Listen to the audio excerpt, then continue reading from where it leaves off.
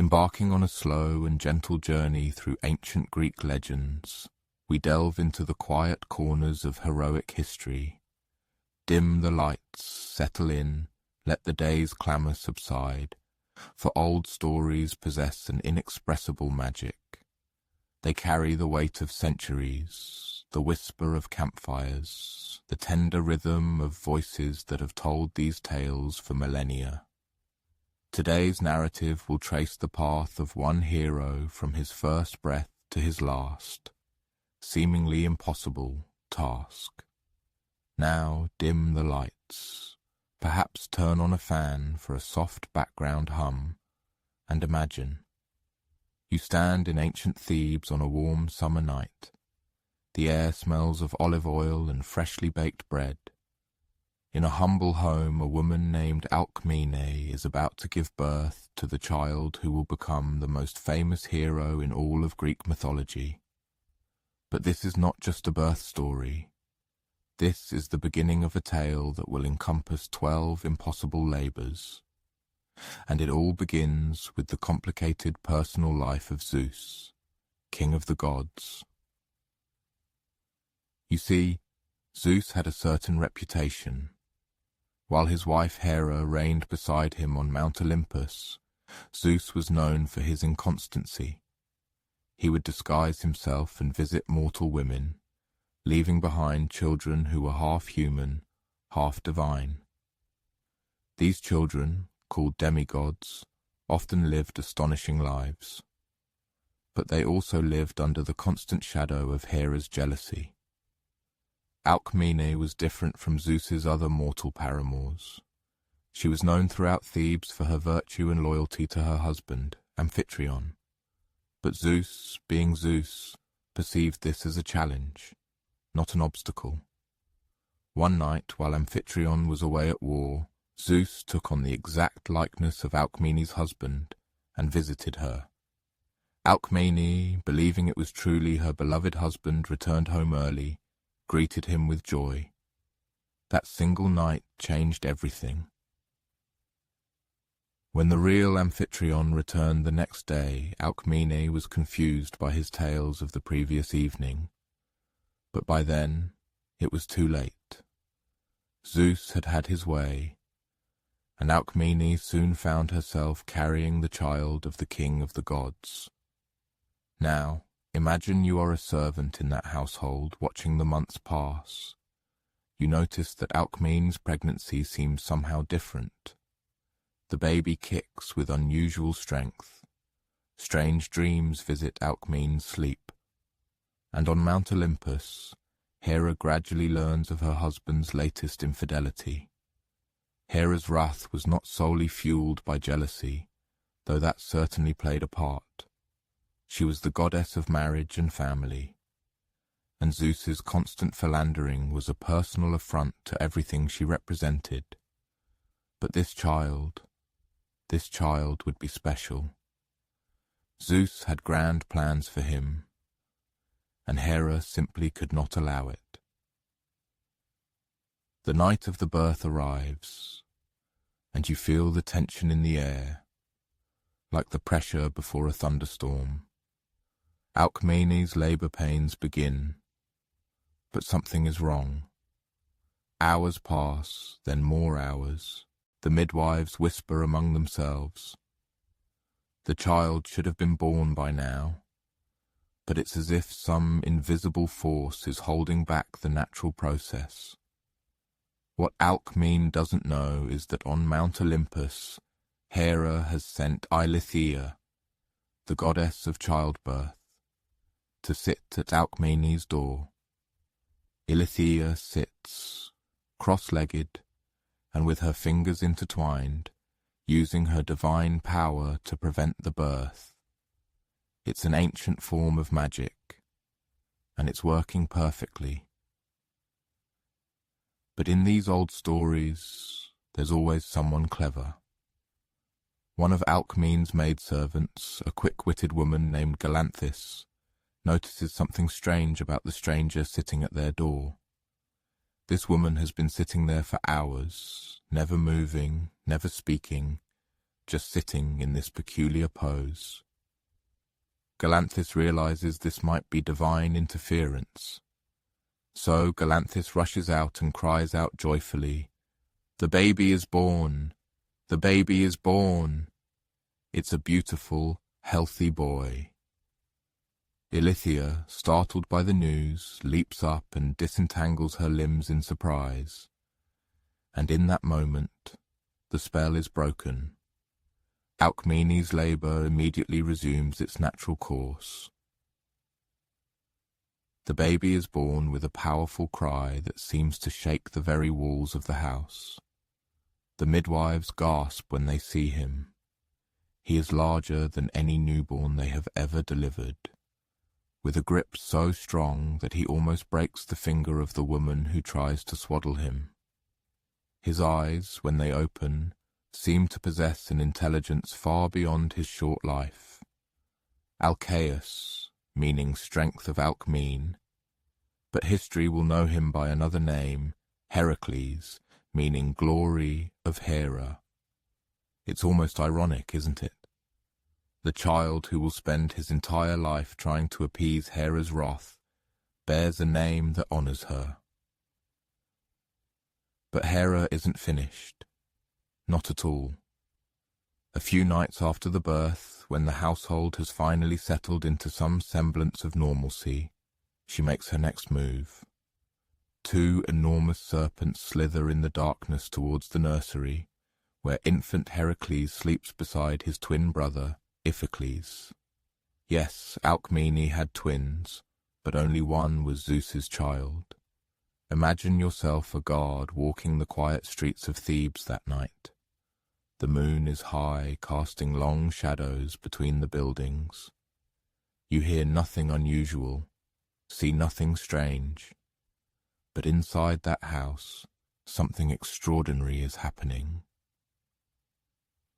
The snakes slip through the window, their scales making the softest whisper against the stone sill. These are massive creatures sent by Hera herself, with venom potent enough to kill a dozen grown men. Their eyes gleam in the moonlight as they approach the sleeping infants. Iphicles wakes first and begins to cry, a natural reaction for any normal child confronted with such horror. His cries awaken the parents, who rush in, but by the time they reach the nursery they find something that will be spoken of in Thebes for generations. There, infant Heracles is happily gurgling, holding an enormous snake in each tiny hand. He squeezes them like toys, and these great serpents, these instruments of divine vengeance, are dead. The infant who should have been terrified is laughing. The child who should have been helpless has instead demonstrated a strength that should not belong to one barely a week old. Amphitryon looks at the scene, and understanding begins to dawn on him. His wife's mysterious pregnancy, the difficult birth, and now, this display of impossible strength. This is no ordinary child. This is the son of a god. From that night on, everyone in the household knew they were raising someone special. Heracles grew with unnatural speed and strength. By the time he was a toddler, he could lift rocks that grown men struggled with.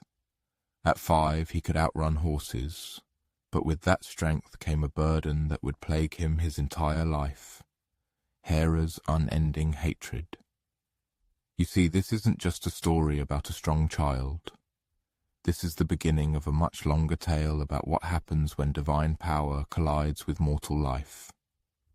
Heracles didn't choose to be Zeus's son. He didn't ask for supernatural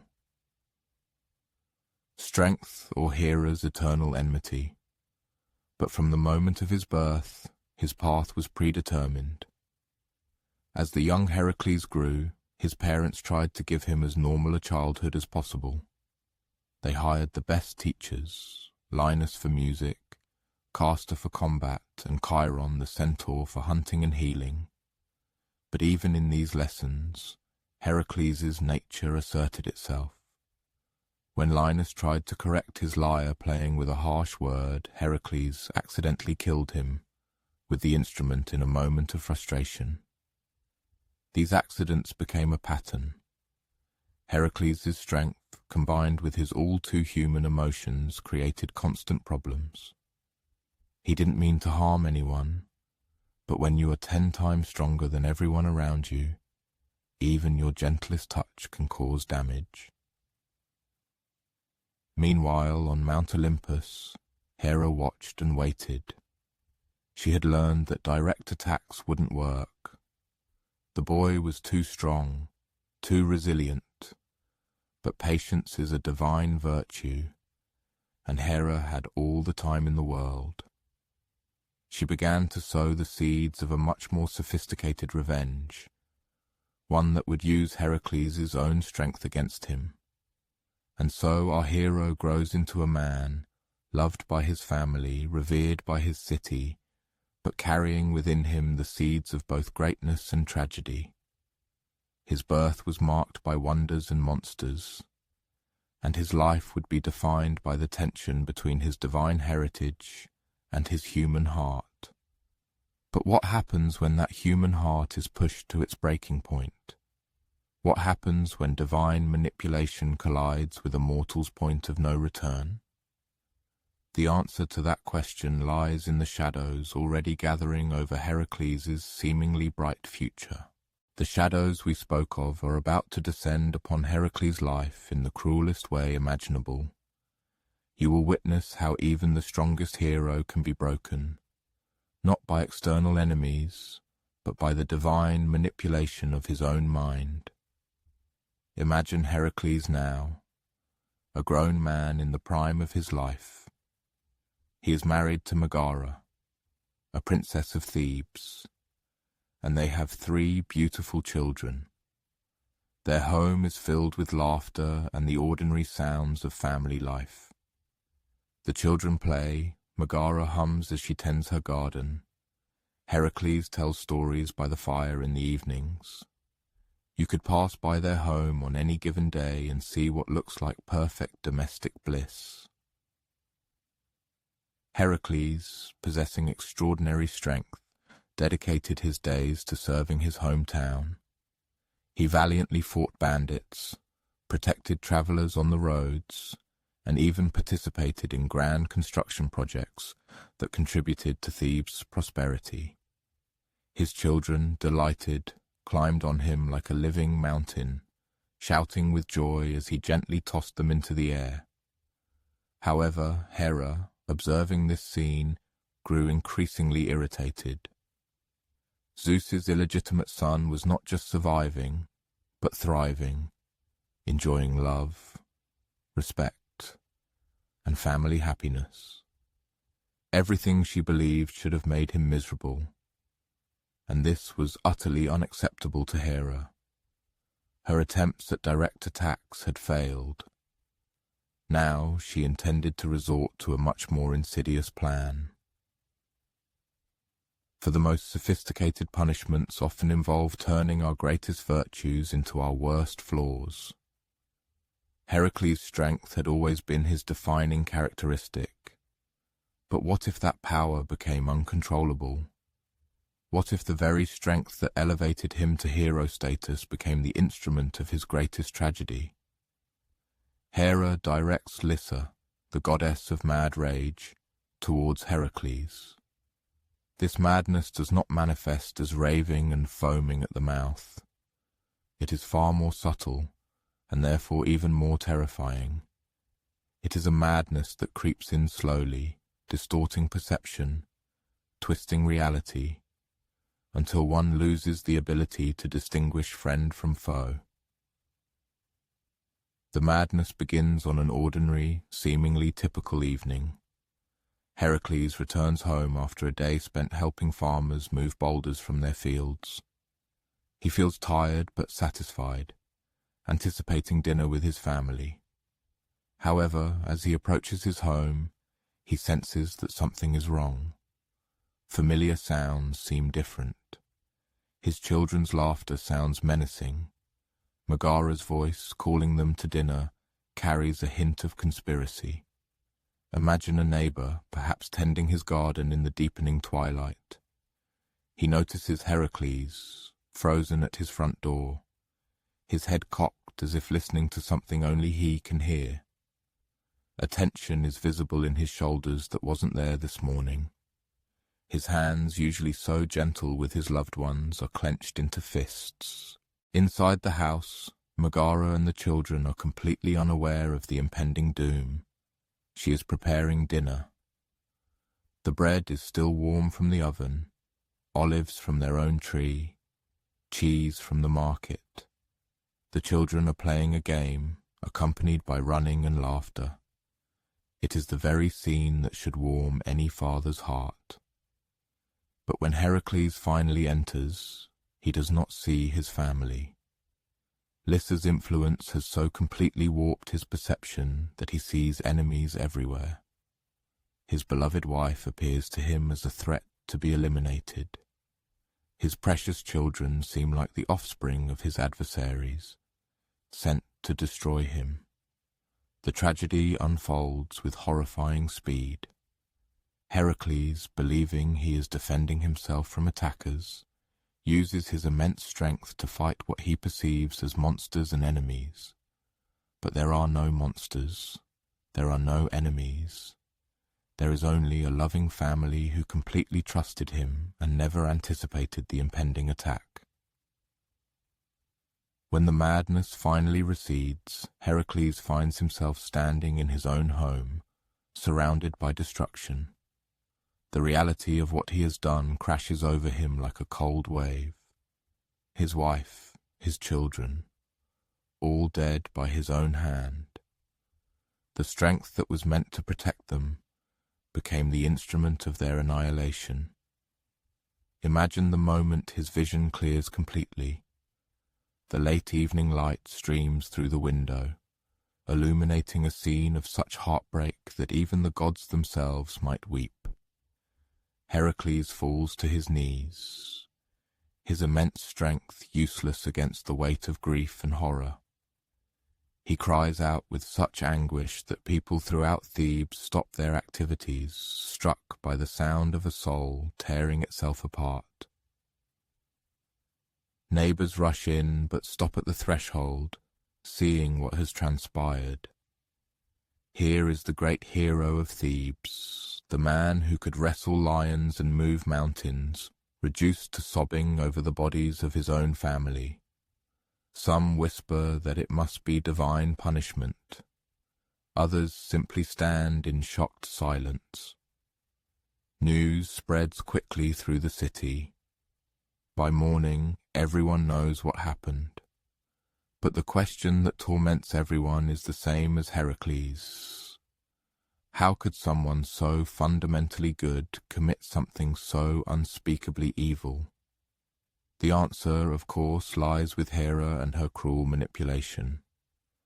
But knowing this does not make the grief less real, nor the guilt less heavy. Heracles may have been an unwitting instrument of tragedy, but the blood on his hands is still real. The love he lost is still gone forever. For several days, Heracles refuses to eat, drink, or speak to anyone. He sits in his ruined home like a statue, staring into nothingness. Friends try to approach him, but his grief is so profound that words seem inadequate. What can one say to a man whose greatest strength has become his greatest curse? Finally, his nephew manages to reach him. Iolaus is young, barely more than a boy, but he has always worshipped his uncle. He sits beside Heracles and does not try to offer comfort or explanations. He simply sits there, sharing the silence. After a long time, Heracles finally speaks, his voice barely a whisper. I killed them. I killed my family. How can I live with this? Iolaus, wise beyond his years, does not try to downplay what happened or offer easy forgiveness. Instead, he says something that will change the course of Heracles' life. "Uncle, you cannot bring them back, but perhaps you can make their deaths mean something. Perhaps you can find a way to serve others so completely that their memory becomes a blessing, not a curse." That conversation planted the seed of an idea that would eventually lead Heracles to the Oracle of Delphi. But first he had to somehow learn to live with what he had done. He begins to wander, leaving Thebes behind, unable to bear the sight of the home where his family died. For months he roams the Greek countryside like a ghost. He helps where he can, clearing roads of bandits, rescuing travelers from wild animals. But he takes no joy in these acts of heroism. It is atonement, not celebration. He is trying to balance some cosmic scales, though he knows nothing can truly balance the loss of innocent lives.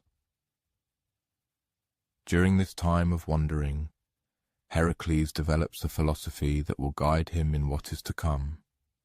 He learns that strength without wisdom is dangerous, that power without humility is destructive. He begins to understand that true heroism is not about being the strongest or the bravest. It is about serving others, especially when serving others costs you everything. Grief changes him in a fundamental way. The easy confidence of his youth is gone, replaced by a deeper understanding of human fragility.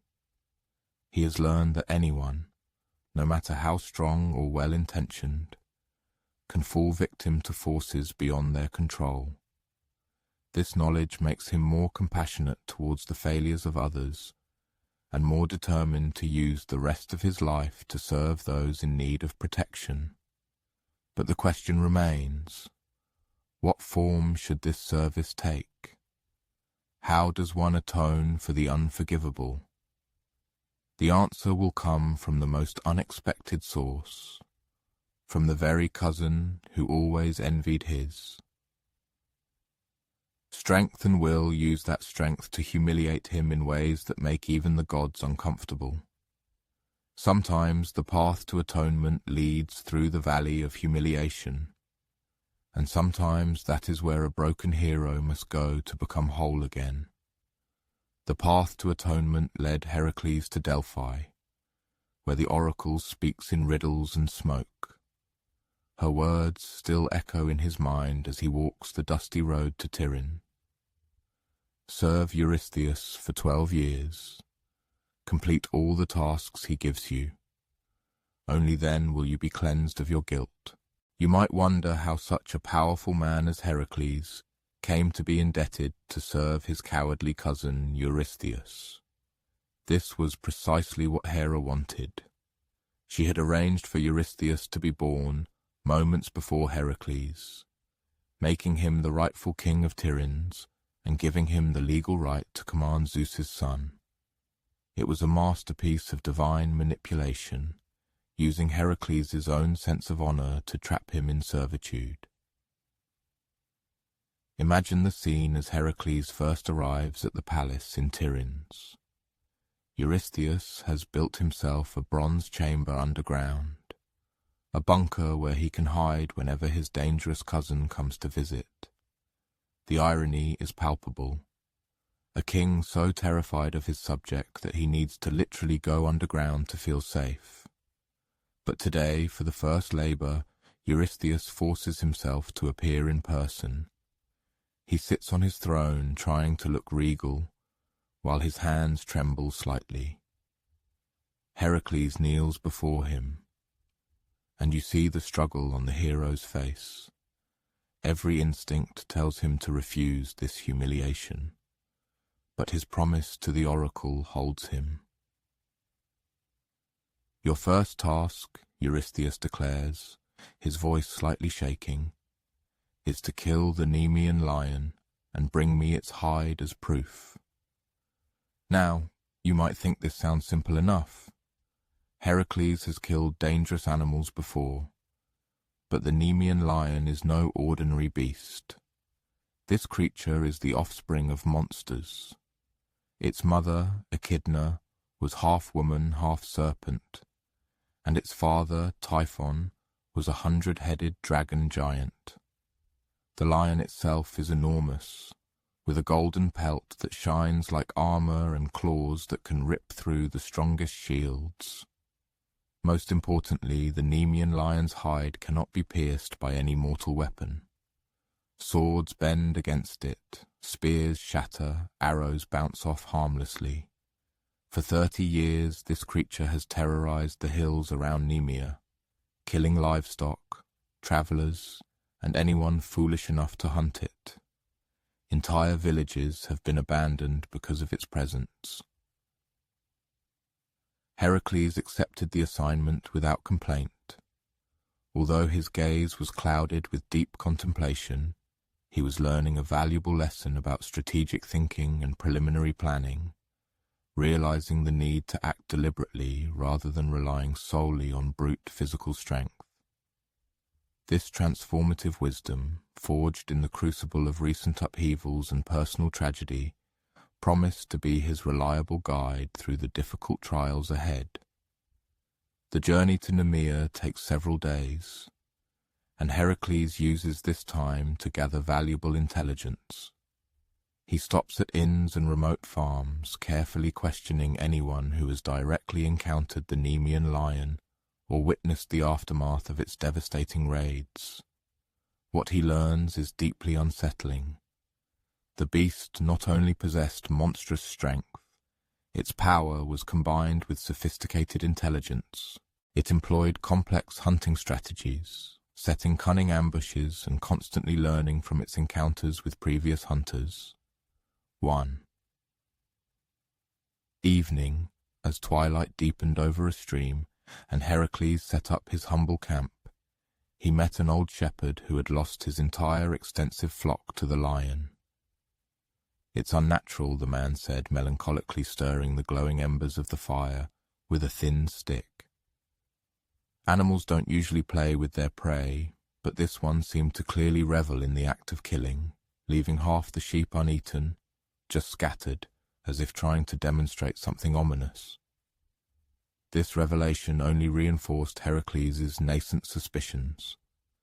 The Nemean lion was not just a wild animal, it was a monster in the truest and most terrifying sense of the word, a creature embodying pure, wanton, destructive rage. Killing it would mean not only overcoming physical danger, but also requiring subtle strategic thinking to outwit this cunning and sinister mind. When Heracles finally reached Nemea, evidence of the formidable predator's presence was ubiquitous and undeniable. Trees were scarred with deep claw marks, reaching 8 feet high from the ground. The few remaining farms had been transformed into veritable fortified bastions, resembling military encampments. Even the air seemed saturated with a sense of impending threat, as if the very land held in its memory the terror that reigned supreme there. Heracles set up camp in a secluded grove of olive trees, providing an excellent view of the surrounding area. He dedicated the first night to simple but meticulous observation, using his incredibly heightened senses to mentally map out the lion's domain. Around midnight, as the nocturnal darkness enveloped the surroundings, a sinister sound reached his ears, a colossal roar that seemed to shake the very foundations of the earth and caused all other creatures for many miles around to freeze in stunned terror. It was a sound that spoke of absolute dominance and undeniable superiority, of a predator so confident in its power that it saw no need to resort to stealth. The next morning, Heracles commenced his hunt with complete seriousness and determination. He meticulously followed the beast's tracks through jagged rocky valleys and dense thickets, carefully studying the movement patterns of this monstrous creature. The tracks told a story of its colossal size and astonishing, almost ethereal grace. This was a hunter capable of moving absolutely silently, when it chose, despite its weight, comparable to that of a small horse. For 3 days they danced a deadly ballet, circling each other. Heracles only managed fleeting glimpses of golden fur shimmering through the dense undergrowth. The lion, in turn, seemed to study Heracles with the same intense scrutiny that the hero studied it. In these fleeting encounters, there was a sinister intelligence that sent shivers down Heracles' spine. This was not just a predator stalking its prey, but a monster coldly assessing a potential threat. On the 4th day, Heracles decided to test his hypotheses regarding the lion's legendary invulnerability. He took a strategic position on a high mountain ridge offering an unobstructed view and fired his most perfect arrow, aimed with all the precision of his skill and incredible supernatural power. The arrow struck the beast squarely in the shoulder, but merely bounced off harmlessly. The monster didn't even flinch from the impact. Instead, it slowly turned to fix its gaze directly on Heracles, and bared its terrible fangs in an expression that could only be described as a sinister smile. That night, alone by his fire, Heracles wrestled with a tormenting dilemma. His sharp sword proved utterly useless against the impenetrable hide. Even his powerful arrows could not pierce it. His famous club, carved from an olive tree trunk and as hard as iron, seemed utterly inadequate in the face of these supernatural defenses. How could one kill a creature that could not be struck by ordinary means? The answer, however, did not come to him immediately, but crystallized gradually, based on careful observation and impeccable logic. If the hide could not be pierced from the outside, what if the attack came from within? If no weapon would work, what if he used the only true weapon he always carried, his own hands? The plan he devised was extremely dangerous and reckless. He would need to get within arm's reach of the colossal lion to engage it in a deadly hand-to-hand struggle, close enough for its deadly claws and razor-sharp fangs to easily reach him. But it was the only viable approach that could succeed. He would have to strangle the mighty beast, turning its own colossal strength against itself. The final confrontation takes place in a deep, narrow valley, surrounded by steep, impassable slopes, a natural arena where neither opponent could retreat or evade the fight. Heracles entered this valley at dawn, conspicuously, without the slightest attempt at concealment. He wanted the lion to know of his approach. He wanted it to be an honest confrontation, a battle of predator against predator. The Nemean lion emerged from its lair like a flow of liquid gold, taking on the terrifying form of death itself. It was even more massive and imposing than Heracles could have imagined, with a mane. That seemed to emit its own sinister light. For a moment, they simply stared at each other, the monster that had terrorized the entire region for decades, and the hero who had come to end its bloody reign. Then the lion charged in a swift attack, moving with truly shocking speed for such a colossal creature. Heracles made no attempt to dodge or use any weapon. Instead, he met the attack head-on, wrapping his mighty arms around the beast's powerful neck just as its sharp claws dug into the hero's chest. The pain was immediate and unbearable, but Heracles held on with superhuman tenacity. What followed was less a battle than a titanic contest of pure will, ferocious endurance, and unwavering spirit. The lion thrashed violently and roared deafeningly, trying to shake off this incredible, unwilling-to-die prey. Its razor-sharp claws mercilessly tore at Heracles' back and sides. The creature's colossal weight threatened to crush him, but Heracles maintained his iron grip, slowly but steadily tightening his hands around the monster's throat. Minutes passed. The lion's desperate resistance grew fiercer, then gradually faded. Heracles felt his own strength waning from irreplaceable blood loss and extreme exhaustion, but he did not loosen his death grip. This was the lesson his recent tragedy had taught him. To win, sometimes one must sacrifice everything, even one's own certainty of survival. Finally, the colossal beast shuddered in a last convulsion and went limp.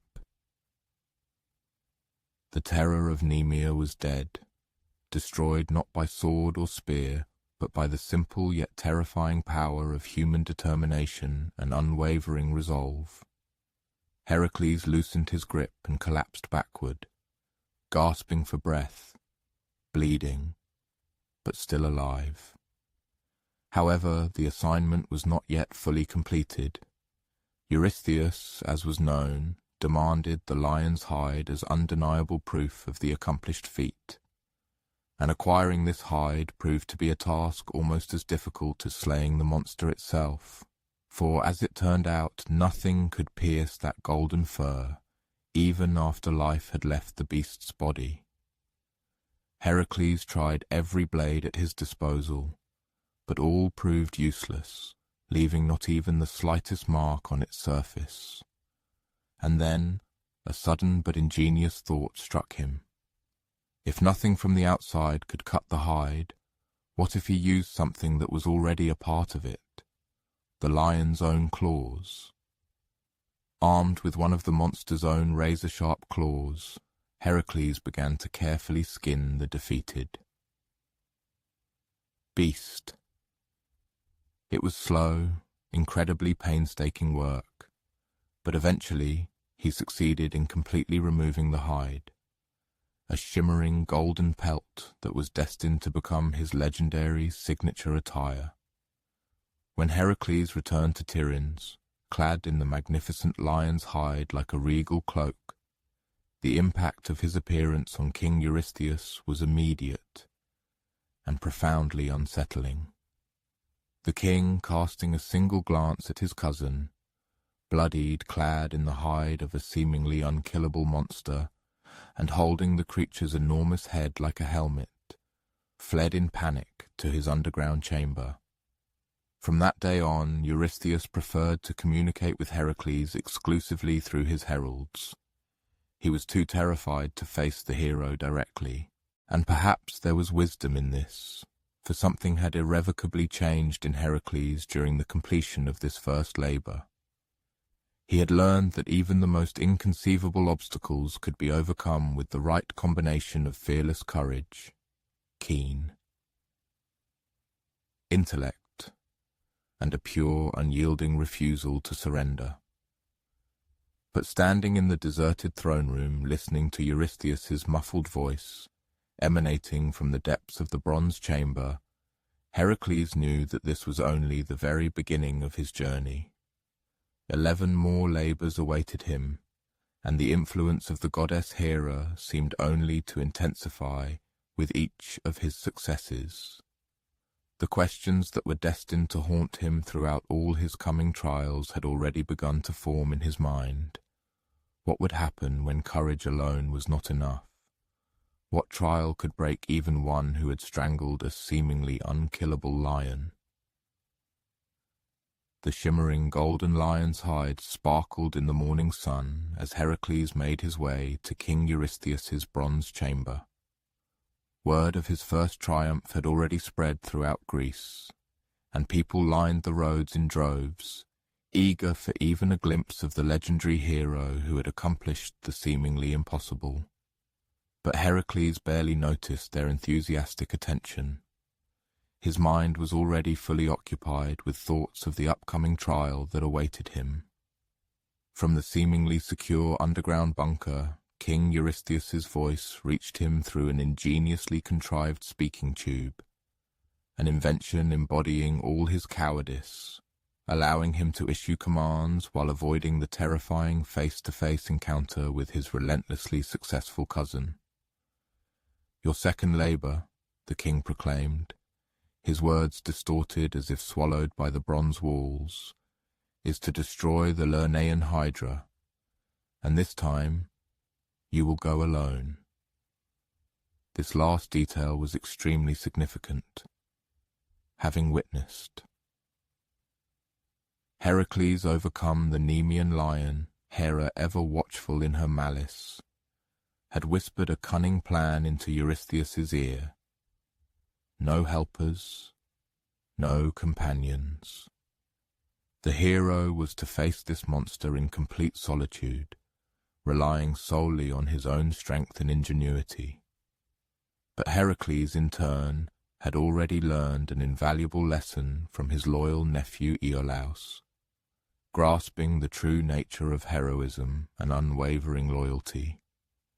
So, as he prepared to leave Tiryns, he found the young man patiently waiting by his chariot, already fully armed and ready for the journey ahead. "The king commanded you to face the Hydra alone," Iolaus said with a barely perceptible sly smile. "But he said nothing about you not being able to have a charioteer for the journey itself. And so imagine this unusual pair heading towards Lerna, the great hero clad in his legendary lion's hide, and the eager youth who steadfastly refused to be left behind." Their relationship had deepened significantly since that terrible night when Iolaus first managed to reach Heracles, breaking through the veil of his inconsolable grief. Now, a light, easy camaraderie existed between them, a deep friendship that needed no constant words to affirm its strength and depth. As the heroes approached the foul swamps of Lerna, the surrounding landscape underwent a striking transformation. The air became unusually dense and humid, permeated by the pungent odor of stagnant water and decay.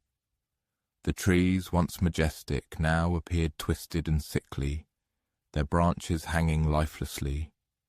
Even the sun's rays seemed dim here, piercing through an eternal veil of mist rising from the swampy depths. The locals they encountered shared stories that made even the great Heracles feel an involuntary unease. The Hydra appeared not just as a monster, but as a genuine curse that had afflicted these lands. Its breath was so poisonous that it destroyed vegetation for miles around, and its very presence defiled water sources and soil. And most terrifying,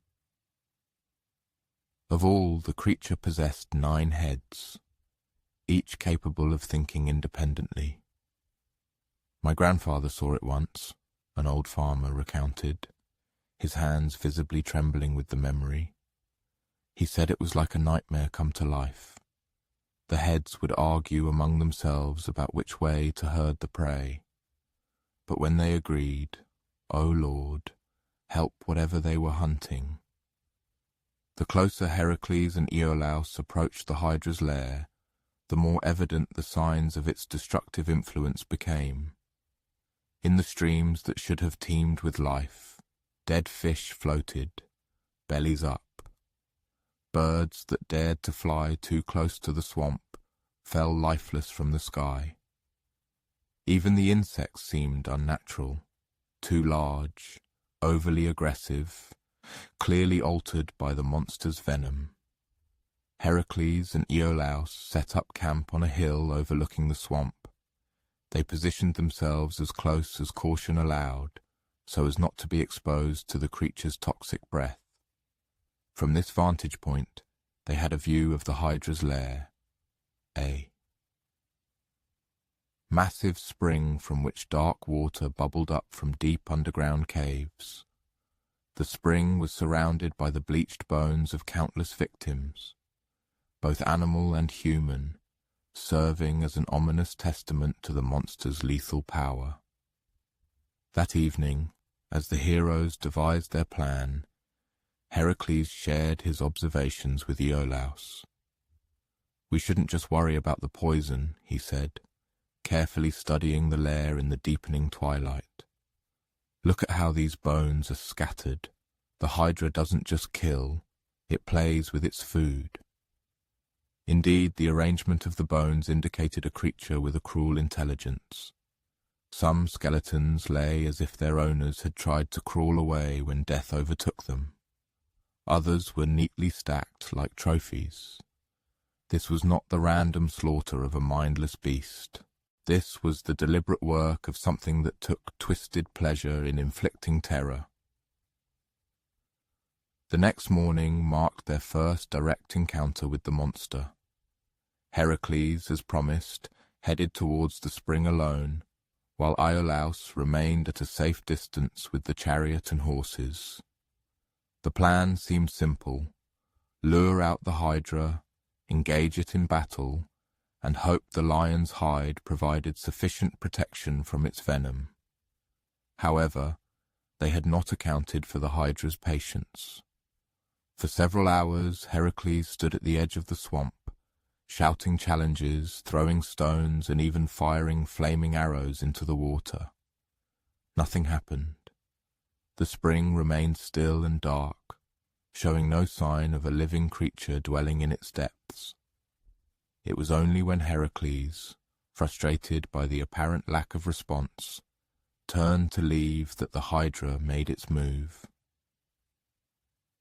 The water erupted as something massive rose from the spring. First one head appeared, then another,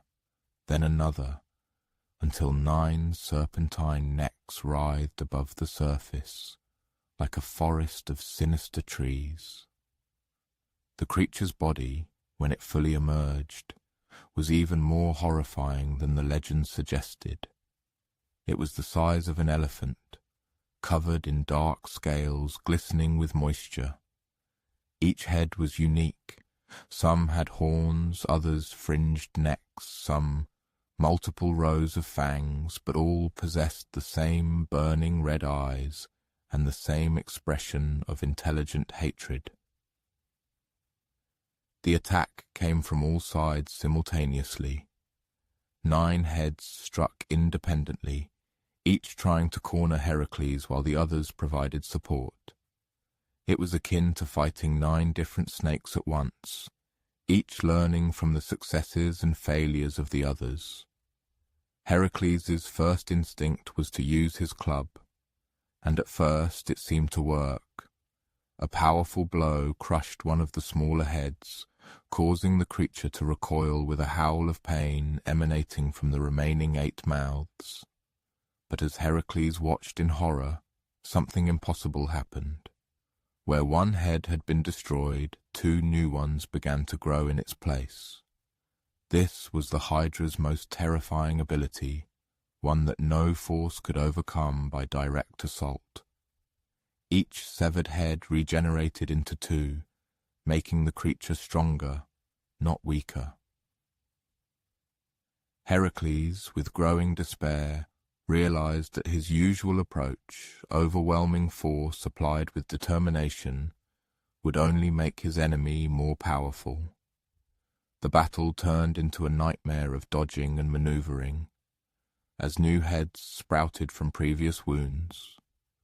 What started as 9 adversaries turned into 11, then 13, then 15.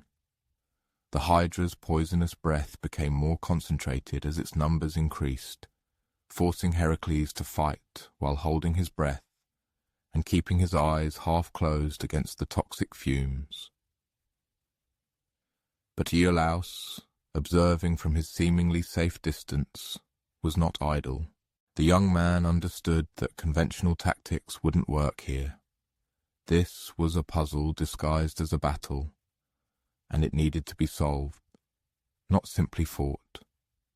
He recalled stories of regenerating monsters from his childhood, tales where fire was always the key to ultimate victory. Acting on inspiration and desperate courage, Iolaus drove the chariot directly into the thick of the battle. He leaped out with a blazing torch, reaching the Hydra just as Heracles severed another head. Before the wound could heal, Iolaus pressed the torch to the neck stump, cauterizing it with searing flame. The effect was immediate and decisive. The burned wound did not regenerate. Instead, it sealed permanently, leaving the Hydra with one less head and no ability to replace it. Heracles immediately understood and gave his nephew a smile of pure admiration. What followed was a dance of perfect coordination between hero and helper. Heracles struck with surgical precision, severing heads one by one while Iolaus followed with his torch, sealing each wound before regeneration could begin. This required lightning-fast reactions and absolute trust. A moment's hesitation, and the Hydra's numbers would spiral out of control. The monster realized what was happening and became increasingly desperate. Its remaining heads struck with renewed fury, trying to kill both heroes before they could continue their systematic slaughter. Poison sprayed in all directions. The creature's massive body thrashed, trying to crush them with its weight. But Heracles and Iolaus found their rhythm. Head after head fell to the club and was sealed by the flame. 9 turned to 8, then 7, then 6. With each success, the Hydra's coordination suffered. The remaining heads began to. Panic striking wildly instead of working together. When only one head remained, the Hydra made a last, desperate attempt to escape. It began to retreat towards the spring, hoping to reach the safety of the deep water where the heroes could not follow. But Heracles would not let it go. He leapt onto the creature's back, riding it like an unbroken horse until he was in position for a final blow with his club. The last head fell with a wet thud, and Iolaus's torch forever ended the Hydra's reign of terror. The enormous body shuddered once, then went still. The poisonous mist that had hung over the swamp for decades began to dissipate, and for the first time in living memory, pure sunlight touched the waters of Lerna. However, the work was not yet complete. Heracles had learned to be thorough in his labors. He dipped his arrows into the Hydra's blood, creating weapons that would forever carry the monster's venom. These arrows would serve him well in future trials, though they would also bring unexpected tragedy to one he cared deeply about. He also took the Hydra's central fang, a curved blade, harder than steel and sharp enough to cut through anything, even, as he would later discover, the Nemean lion's hide. These trophies were not just proof of victory. They were tools that would prove indispensable in the trials to come. Nevertheless, when they returned to Tiryns, Eurystheus awaited them with a cruel surprise. "This labor does not count," he announced from his bronze chamber. "You had a helper. Iolaus assisted you with the torch. The task was to face the Hydra alone." It was a bitter moment for Heracles, compounded by the knowledge that Eurystheus was technically correct. But Iolaus stepped forward and said with quiet dignity, "Uncle, we learned an important lesson here. Some monsters cannot be defeated by strength alone. They require friendship, cooperation, and a willingness to trust others. If that disqualifies us from this victory, then perhaps the real victory is not in satisfying kings. It is in discovering what truly makes us strong." And perhaps that is the true lesson of the Hydra. Some of life's difficulties multiply when we attack them head-on. But when we work together, when we combine our different strengths and cover each other's weaknesses, even the most impossible monsters can be defeated. The question that arises as Heracles prepares for his next trial is, will he remember this lesson when future challenges demand not only strength, but also wisdom, patience, and the courage to be gentle? It was clear that a noticeable shift had occurred in the dynamic between the mighty Heracles and his cunning cousin, King Eurystheus.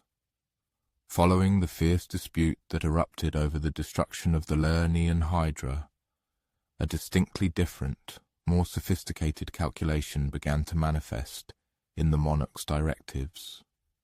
Eurystheus, it seemed, had realized that brute physical strength alone would be insufficient to finally break and humiliate his celebrated kinsman. Perhaps achieving this goal required a different, far more subtle and psychologically draining form of trial. "Your third labor," Eurystheus solemnly proclaimed with an undisguised, almost malicious satisfaction, addressing the hero through his speaking tube, "is to capture the Ceryneian hind alive and completely unharmed, and then deliver it personally to me." At first glance, this assignment might have seemed a relief after the exhausting battles with monsters that spewed deadly venom and instantly regenerated severed heads. A hind, what could be so difficult about catching an ordinary animal? However, as Heracles carefully listened to the detailed description of his new target, he gradually began to grasp the cruel cunning hidden within this task. The Ceryneian hind was far from an ordinary deer. It was a creature of otherworldly, almost impossible beauty, possessing golden antlers that sparkled and shone like trapped sunlight, and bronze hooves that made a melodic ringing sound, like tiny bells during its swift run. But most importantly, it was a sacred animal to Artemis, the great goddess of the hunt, and was under her special, intangible divine protection. Killing this hind would inevitably incur the furious wrath of Artemis herself, which would be tantamount to suicide. However, the truly diabolical, indeed agonizing, part of this trial lay elsewhere. The Ceryneian hind was swifter than anything mortals could ever imagine. It was capable of outrunning the wind itself, covering hundreds of miles in a single day, without showing any signs of fatigue.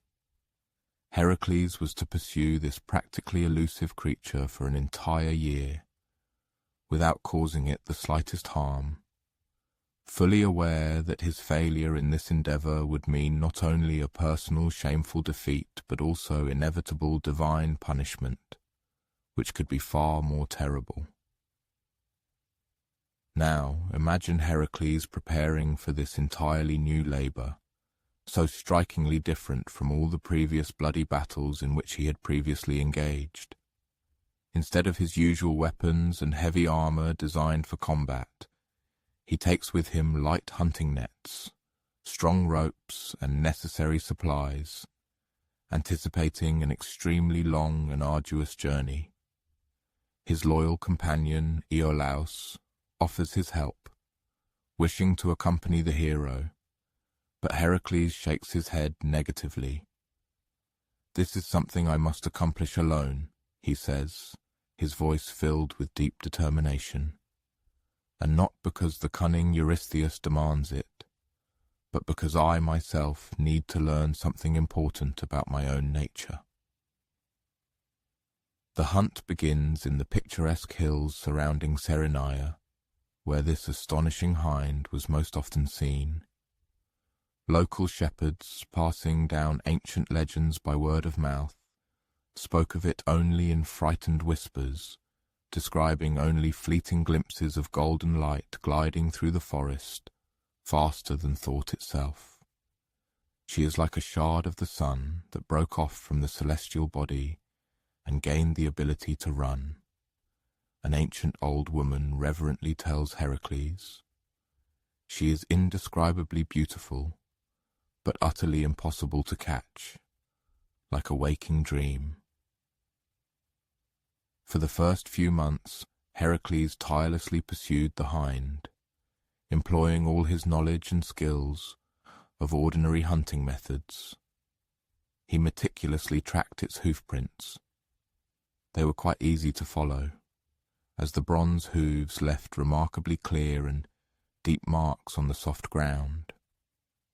The hero gradually learned its favourite paths, the crystal-clear springs where it quenched its thirst, and the lush meadows where it grazed peacefully.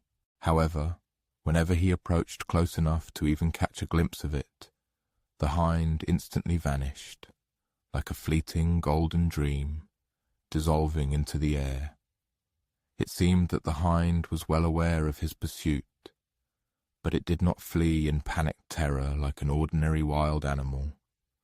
On the contrary, there was an almost playful, teasing quality to their chase. It might graze peacefully in a meadow until Heracles drew close enough to attempt to capture it, and then gracefully bound away, making movements that seemed pre-orchestrated, as if part of some ancient dance. Sometimes it would even stop to look back at him, as if checking if he was still pursuing or had given up. Imperceptibly, summer gave way to golden autumn, and then to harsh winter. Heracles, with his characteristic keen observation, learned to read the changing seasons, orienting himself to the hind's shifting behaviour. In summer it preferred cool, high-altitude meadows where the grass was juicier. In autumn it moved to majestic oak groves where fallen acorns provided easy and abundant sustenance. Winter found it in warmer lowlands, where streams flowed, warmed by underground springs. But no matter how carefully Heracles studied its habits, he could not overcome the final, decisive barrier. The hind always remained one step ahead, one leap out of reach, for a man. Accustomed to solving all problems solely with brute force and unwavering determination, this constant, agonizing, almost success became a sophisticated form of gentle, yet no less exhausting torture. It was during the long, frosty winter nights, spent in complete solitude beneath countless stars that seemed incredibly distant and indifferent, that Heracles gradually began to grasp the true meaning of this labour. He learned a completely new quality for himself: patience, but not the familiar, teeth-gritted stoicism and endurance he had always relied on in battles. This was a deeper, calmer acceptance of the natural course of things, of what cannot be rushed or forced. He began to notice the smallest details of the surrounding world that had never before caught his attention: how the morning mist gently rose over the streams, the unique quality of light filtering through the crowns of different trees, and the melodic songs of birds changing with the seasons. For the first time,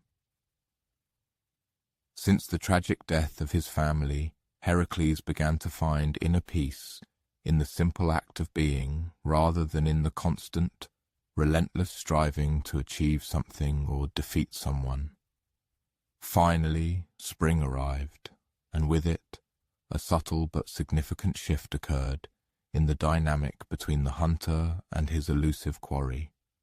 The hind still skillfully evaded capture, yet now, more frequently, there were moments when it did not hurry to flee at Heracles' approach.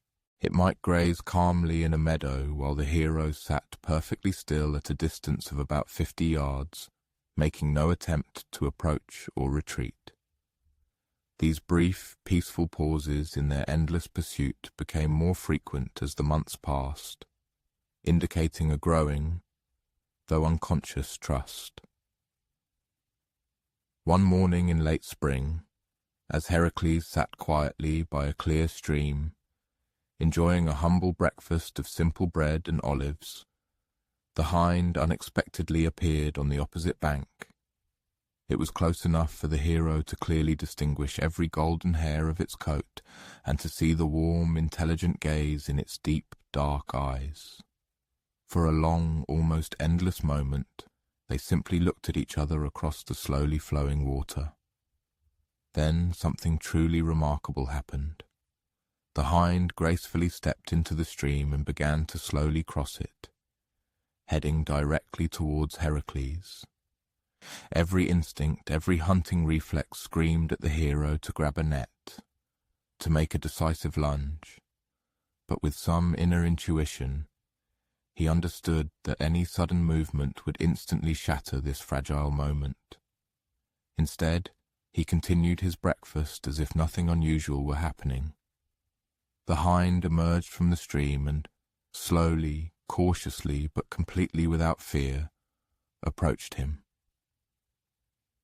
It came so close that Heracles could simply reach out and touch its golden flank, but instead he broke off a piece of his bread and offered it on an open palm.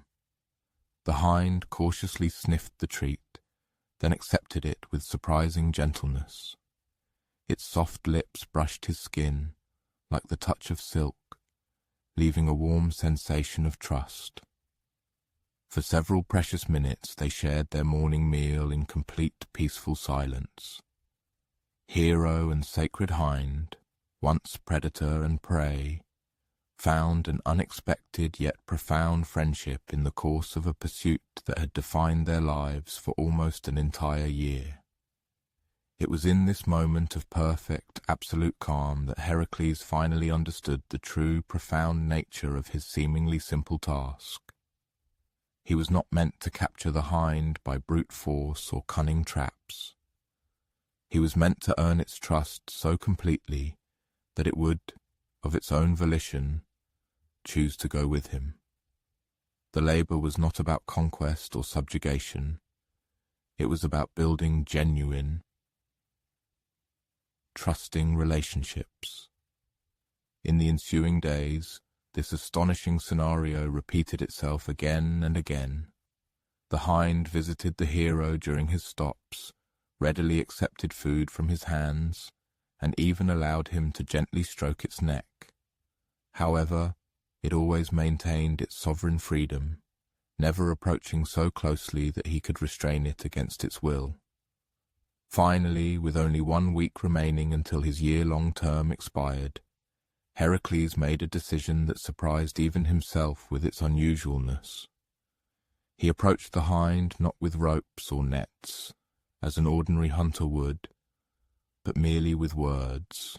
"Lady," he pronounced formally, acknowledging its sacred nature and dignity, "I need your invaluable assistance, not as a hunter who captures his prey, but as one who asks a favor of a sincere friend." He honestly and openly explained his difficult situation, the tragedy that led him to perform these labors, the invaluable lessons learned from each trial, and the deep, pressing need for atonement.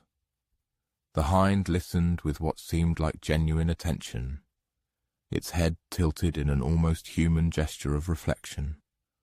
When he finished speaking, the hind slowly approached him, and, to his immense astonishment, gracefully lay down at his feet. It offered itself voluntarily, completely trusting him to keep his promise that it would not be harmed. It was a moment of such pure, immaculate grace that tears involuntarily welled in Heracles' eyes. The journey back to Tiryns was completely unlike anything Heracles had ever experienced in his life. The hind walked beside him, like a loyal companion, not a captive. Sometimes it would run ahead to scout the path, and at times it would lag behind, captivated by exploring interesting scents in the roadside grass. It could have escaped at any moment using its incredible speed, but it consciously chose to stay. This astonishing choice completely transformed the entire nature of the labor, turning it from a capture mission into an act of trust and mutual understanding. When they finally reached the palace walls, Eurystheus, driven by extraordinary curiosity, emerged from his usual underground chamber for the first time since Heracles began his labors.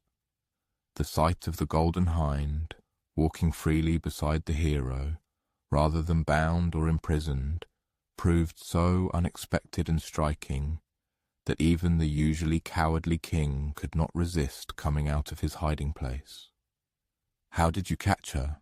Eurystheus inquired, a clear expectation of a tale of cunning traps or overwhelming physical force in his voice. "I did not catch her," Heracles replied simply and calmly. "I asked her to come with me, and she agreed. Sometimes the impossible becomes quite achievable when we stop trying to force things and start genuinely trying to understand." As if to confirm these words, the hind approached and gently nudged Eurystheus's hand with its nose, a gesture of welcome and trust, not submissive obedience. The king, despite all his many vices and flaws, at that moment recognized that he was in the presence of something truly sacred and miraculous. However, the labor had to be completed in strict accordance with its original conditions, and those conditions required the sacred hind to be placed under Eurystheus's full control. This moment became a true test of everything Heracles had learned about trust, gentleness, and wisdom. How was he to simultaneously uphold both the letter of his obligation to the king and the spirit of the amazing friendship he had so carefully forged? The solution to this complex dilemma came from the hind itself.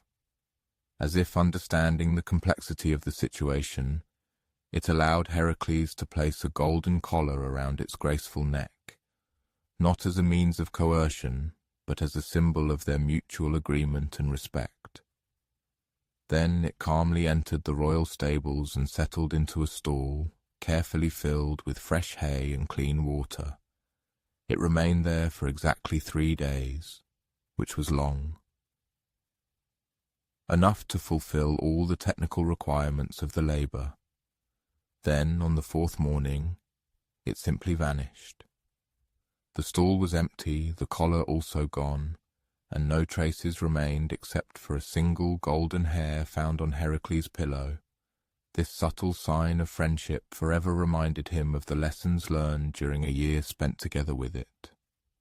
Standing in the deserted stable, Heracles pondered the lessons this, perhaps the most unusual of all labors, had taught him.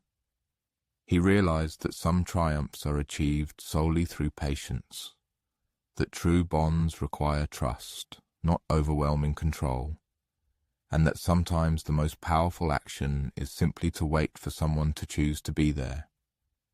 However, even while enjoying these profound insights, he could not shake the question of the trials to come. If Eurystheus's cruelty continued to become more sophisticated, what impossible task could test not only Heracles' physical might, but the very essence of his transformation?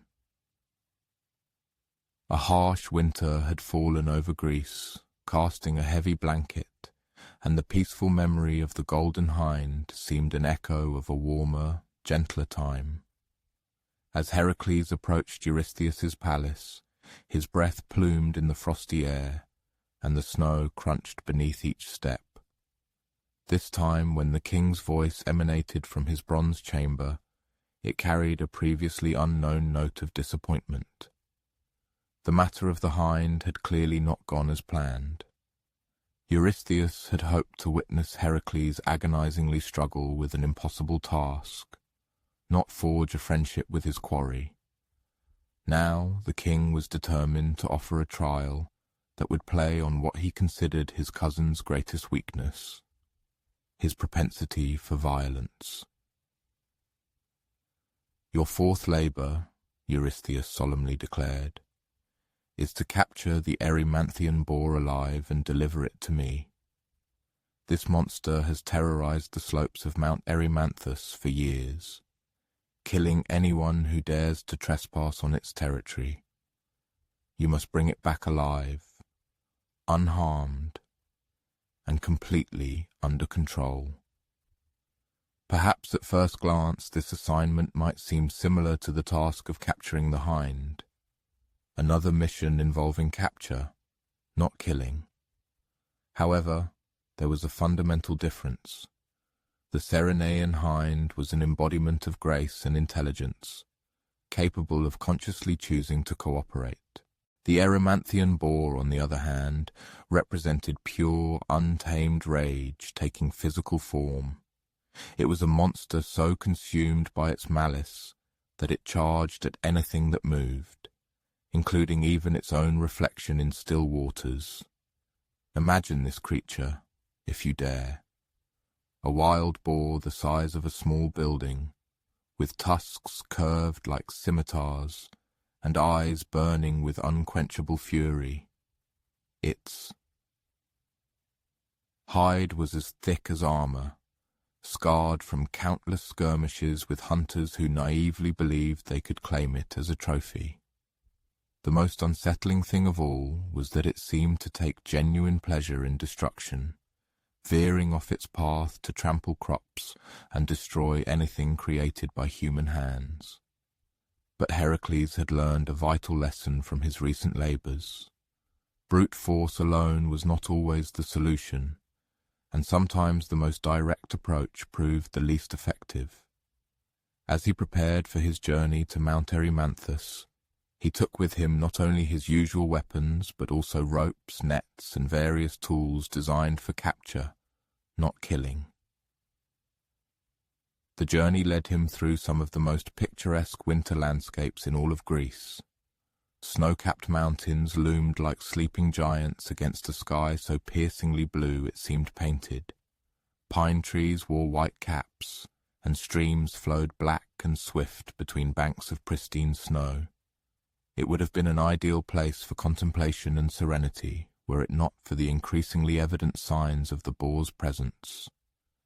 As Heracles ascended higher into the mountains, the evidence of the creature's fury became undeniable. Entire groves of trees had been felled, their trunks snapped like fragile twigs. Boulders the size of houses had been moved from their millennia-old resting places. Even the landscape itself seemed to bear the scars of the boar's ferocity. But the true horror of this creature only became apparent when Heracles stumbled upon his first human victim. An abandoned hunter's camp, clearly left in haste, told a story of fear and desperation. Gear lay scattered as if thrown aside in a panicked flight. The campfire had burned down to cold ash, and tracks in the snow indicated where someone had fled in terror to the lower valleys. Heracles followed these tracks and eventually found the hunter, a middle-aged man named Pholus, who had taken refuge in a cave with several other survivors. They greeted Heracles with the desperate gratitude of people who had lived in constant fear for weeks. "It's not just an animal," Pholus explained as they sat by a small fire that night. "Animals kill for food, territory, or self-defense. This creature kills for the sheer pleasure of killing. I've seen it chase deer for miles, not to eat them, but just to experience the thrill of the hunt. And when it catches them..." He shuddered and did not finish the sentence. From these survivors, Heracles learned important details about the boar's behavior. It was most active during storms, as if the chaos of wind and snow fueled its rage. It had no permanent lair. It preferred to constantly roam the mountainside. Most importantly, it seemed to grow larger and more aggressive with each passing month, as if its own fury fed its growth. Armed with this information, Heracles began his hunt, patiently waiting for the right weather condition. When a heavy blizzard enveloped the mountain, he took up position in a narrow valley that the boar often used as a route. His plan relied on observation and patience, rather than direct confrontation, skills he had only recently begun to develop. The boar appeared through the swirling snow like a black nightmare. Its massive figure was barely discernible until it was almost within striking distance. But instead of meeting it head-on, Heracles did something unexpected. He retreated, not out of fear, but strategically, leading the creature towards a trap he had been preparing for several days. You see, Heracles had noticed that the boar's rage made it predictable. When it saw a potential victim, it immediately and directly charged, never considering that this might be precisely what its opponent desired. By feigning retreat, Heracles triggered the creature's pursuit instinct, while maintaining complete control over the chase's direction. The trap was elegant in its simplicity. Higher in the mountains, Heracles had found a natural hollow filled with deep snow, so deep that even the enormous boar would sink into it and become trapped. The challenge was to reach this hollow while staying ahead of a creature that, despite its size, could run faster than a horse. The chase through the blizzard became an epic test of endurance and navigation. Heracles leapt from rock to rock, slid down snow-covered slopes, and used every advantage the terrain offered. Behind him, the boar tore through the forest like a living avalanche, its fury mounting with each passing minute that its prey remained out of reach. But Heracles had calculated the distance perfectly. Just as his own strength began to wane, he reached the edge of the snow-filled hollow. Without hesitation, he leaped across the chasm to solid ground on the far side. The boar, driven by pure rage and unable to halt its charge, plunged directly into the deep snow. What followed was almost comical.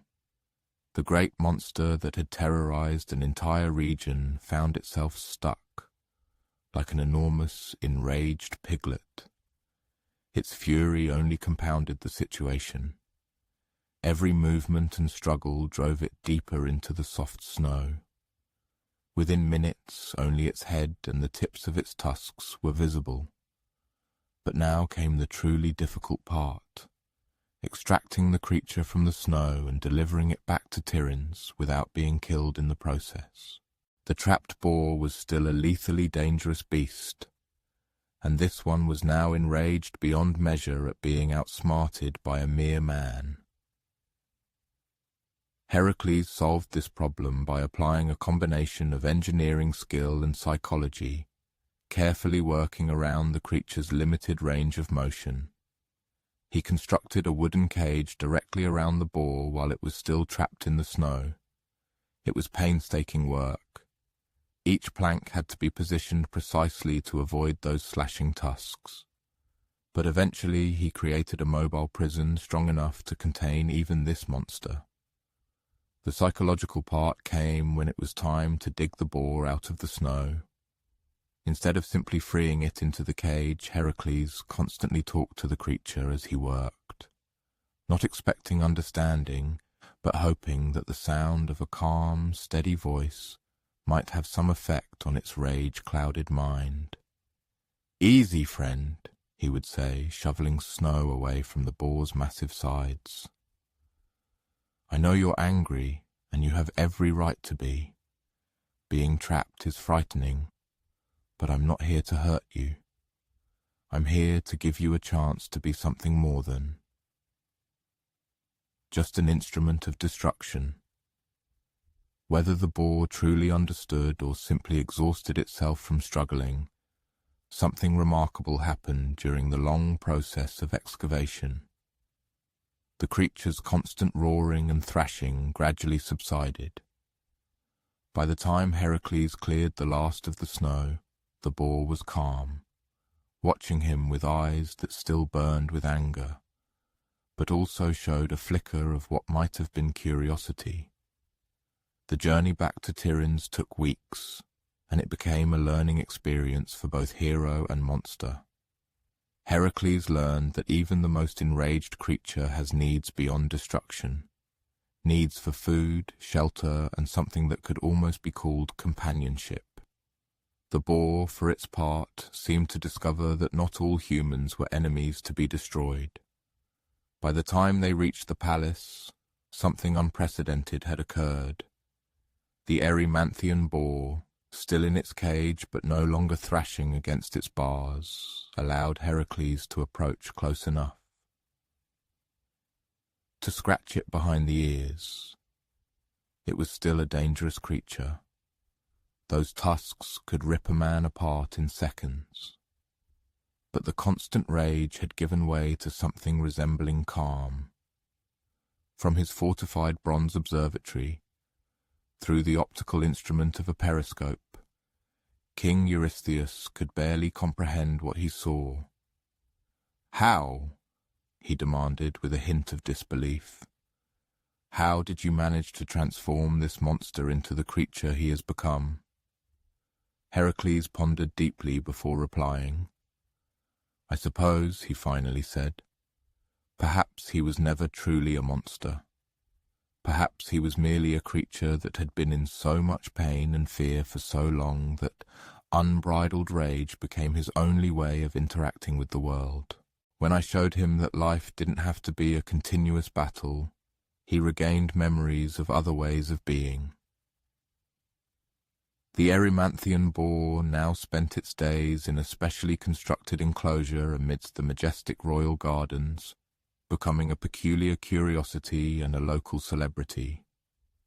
Small children joyfully came to him, offering juicy apples and watching him roll serenely in the mud. Never again did he display the crushing rage that once terrorized the slopes of Mount Erymanthus. However, as Heracles gazed upon this idyllic scene, he could not help but reflect on the profound lessons contained within this labor. If even the fiercest creature could find peace when shown patience and respect, what did this say about the essence of human nature?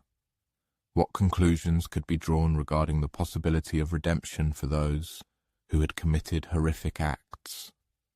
And perhaps most importantly, as he prepared for the upcoming trial, what would happen when it was not a bloodthirsty monster that needed appeasing, but accumulated filth and decay arising where humans neglected the consequences of their actions? The image of the appeased, rehabilitated boar, leisurely grazing in the royal gardens, was still vivid in Heracles' mind when Eurystheus summoned him again for the fifth labor. But this time there was something entirely different in the king's voice. There was a distinct note of special malicious satisfaction, foreshadowing that this new task might prove to be the most humiliating of all, designed for the hero. "Your next assignment," Eurystheus proclaimed from his secluded bronze chamber, and every word exuded malicious triumph, "is to clean the stables of King Augus. And this must be done in a single day. All of them, absolutely completely, to a gleaming shine." At this point, the reader might reasonably ask, why was a simple stable cleaning considered a worthy assignment for the greatest hero of all Hellas? However, Eurystheus, as it turned out, had done his research very thoroughly and was well aware of the true scale of what he was asking. King Augeas, ruler of Elis, owned a countless number of cattle, surpassing in this respect any other ruler in the world. His herds numbered 3,000 heads of the finest cattle that existed on earth, and remarkably the stables for this enormous livestock had never been cleaned, not once in 30 whole years. Try to imagine, if it's even possible, the monstrous accumulation of dung from 3,000 animals, accumulating over 3 decades. These stables were not just dirty, they were veritable geological strata of waste, layer upon layer, which had settled until the original floor was buried under 30 feet of decaying mass. The unbearable stench spread for miles around, and the swarms of flies constantly buzzing over these structures formed entire clouds, visible even from neighboring kingdoms. But the true cunning and sophisticated cruelty of Eurystheus lay not so much in the task itself as in the established time frame. Just one day. An assignment that would have required months of work from hundreds of people was to be completed from sunrise to sunset by a single man. This circumstance made it not just physically impossible, It was designed solely to break the hero's spirit, to demoralize him, reducing the great Heracles to the status of the lowest, most insignificant servant. As Heracles made his way to Elis, he had ample time to deeply ponder the true meaning and implications of the upcoming labor. His previous trials had tested his physical strength, boundless courage, inexhaustible patience, and perceptive wisdom. This current task, however, seemed designed solely to humiliate him. Yet perhaps that was its profound importance. Perhaps the ability to find dignity even in the most humble and unassuming work was an integral part of his arduous path to atonement. The unbearable stench reached Heracles long before the stables themselves came into view. It was a smell so deep and layered, so pervasive, that it seemed to consist of distinct, superimposed aromas. It had the pungent, sharp bite of fresh waste, the earthy, rich heaviness of 10 years of decay, and beneath it all lay something so fundamentally putrid that it made his eyes water and his stomach involuntarily clench. When Heracles finally reached King Augeas's palace, he found a ruler who, by all appearances, was genuinely embarrassed by his notorious negligence. Augeas, in many respects, was a decent man, generous to his guests, fair to his subjects, and renowned for the excellent quality of his cattle. Yet, somehow, the task of cleaning the stables had always been put off until tomorrow, and that tomorrow had stretched into 30 whole years. "I fully realize how this looks," Augeas said, avoiding Heracles' direct gaze as they surveyed the monumental mess together. "I've constantly meant to hire people to finally clean this up, but the sheer volume of work has become so colossal that I simply don't know where to start. And the cost. Can you imagine how much it would take to hire enough laborers to move all of this?" Heracles attempted to walk through the stables, or rather, made such an attempt. In most places, the accumulated waste of decades reached almost to the roof, leaving only narrow, winding passages between towering walls of filth. The cattle themselves seemed to have adapted to such conditions, living essentially in the open air and using the stables only in the worst weather. The animals appeared healthy enough, but their waste inevitably contributed to the ever-growing problem. Standing amidst this grandiose monument to procrastination, Heracles faced a true crisis of approach. His usual methods, brute force, unwavering determination, straightforward action, would be completely inapplicable and ineffective here. Even if he worked tirelessly from dawn to dusk, he could not manually clear 1/10 of this monstrous mess. This labor required something entirely different. It required innovative thinking. Heracles spent the rest of the day carefully walking around the stable area, studying the geography of the place through the eyes not of a warrior, but of an engineer. He noticed that 2 rivers, the Alpheus and the Peneus, flowed at a relatively close distance from the neglected structures. What was even more significant, he realized that with some ingenious earthworks their courses could be temporarily diverted in such a way that the river waters would rush directly through the neglected buildings. That same evening he presented his meticulously developed plan to King Augeas. "I can clean your stables in a single day," he declared, "but I will need assistance with the preparatory work. Allot me 50 of your men for this night, and by tomorrow evening your stables will shine with impeccable cleanliness." King Augeas, exhausted by despair after decades of shame, immediately agreed. "If you can truly perform this miracle," he said, "I will give you 1/10 of my cattle as payment, 300 of the finest animals in all of Greece." Heracles accepted the offer, though he knew perfectly well that he would not actually be able to keep this reward. for the labors were meant for atonement, not for personal gain. However, the promise served as an additional incentive to secure the necessary assistance. All night long, Heracles and 50 laborers toiled, digging the earth with such astonishing concentration and intensity that it inspired admiration even in these men, accustomed to the heaviest physical labor. They were not just moving earth, they were actually transforming the landscape itself, creating deep channels designed to redirect the courses of 2 large rivers towards a single common goal. The work was exhausting, but there was something deeply satisfying about it.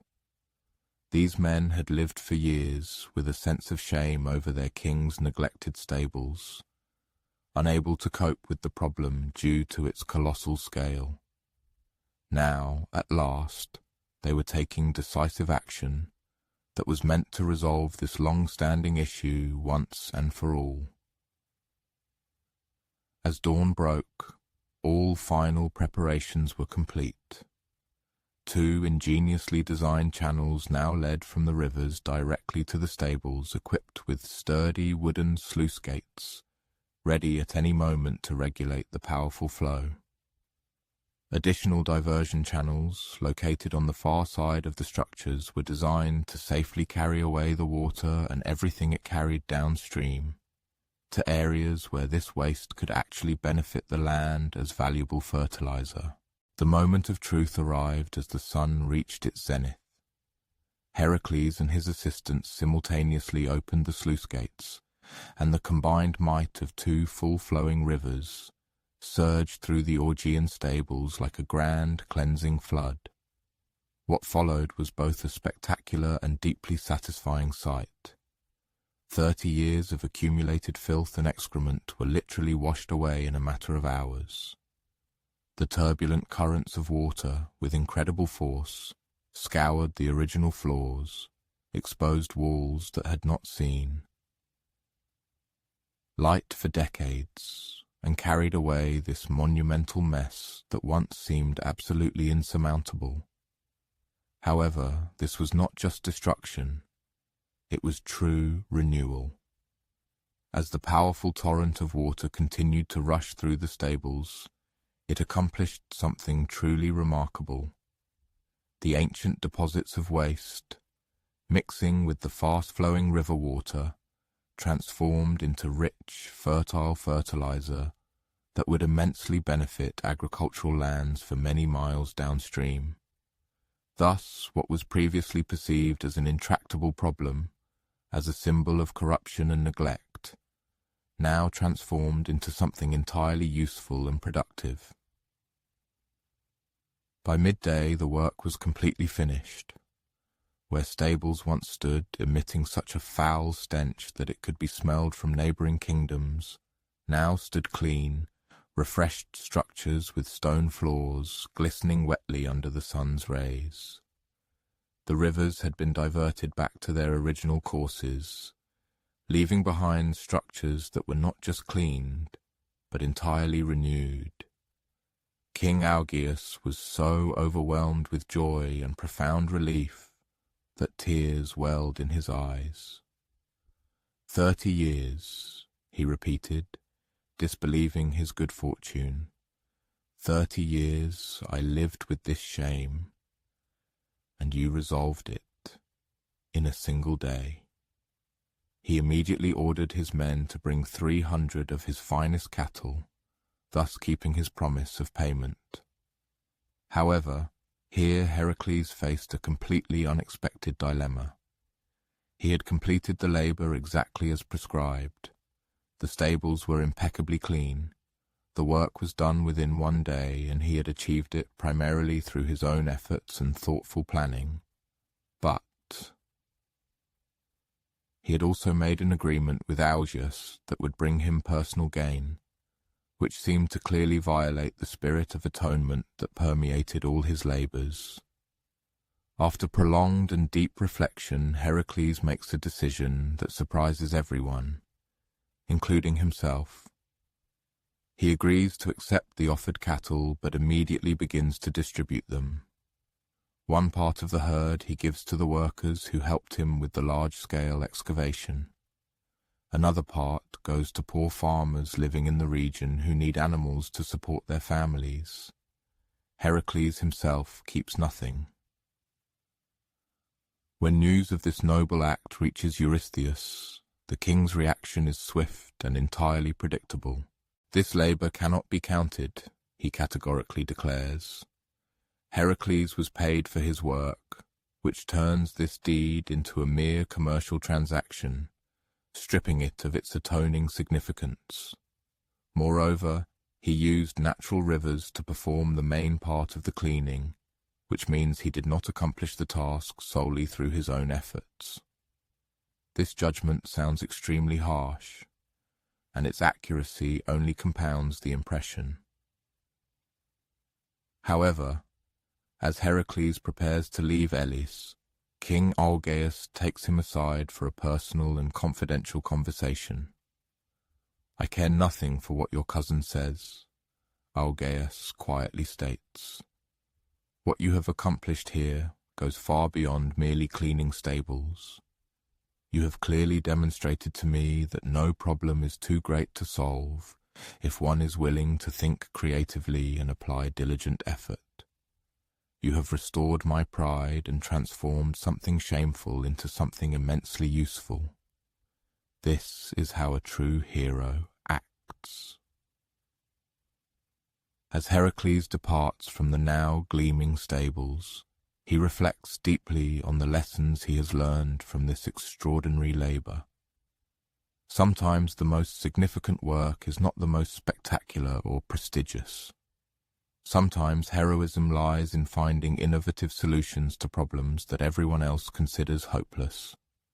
And it happens that the greatest victory is not so much in the achievement itself, but in the dignity one maintains while doing the necessary work.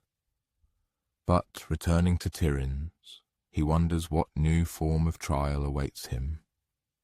If Eurystheus is becoming increasingly sophisticated in his cruelty, rejecting already completed labors for technical reasons, what truly impossible trial will test not only his physical abilities but his very understanding of what it means to serve others?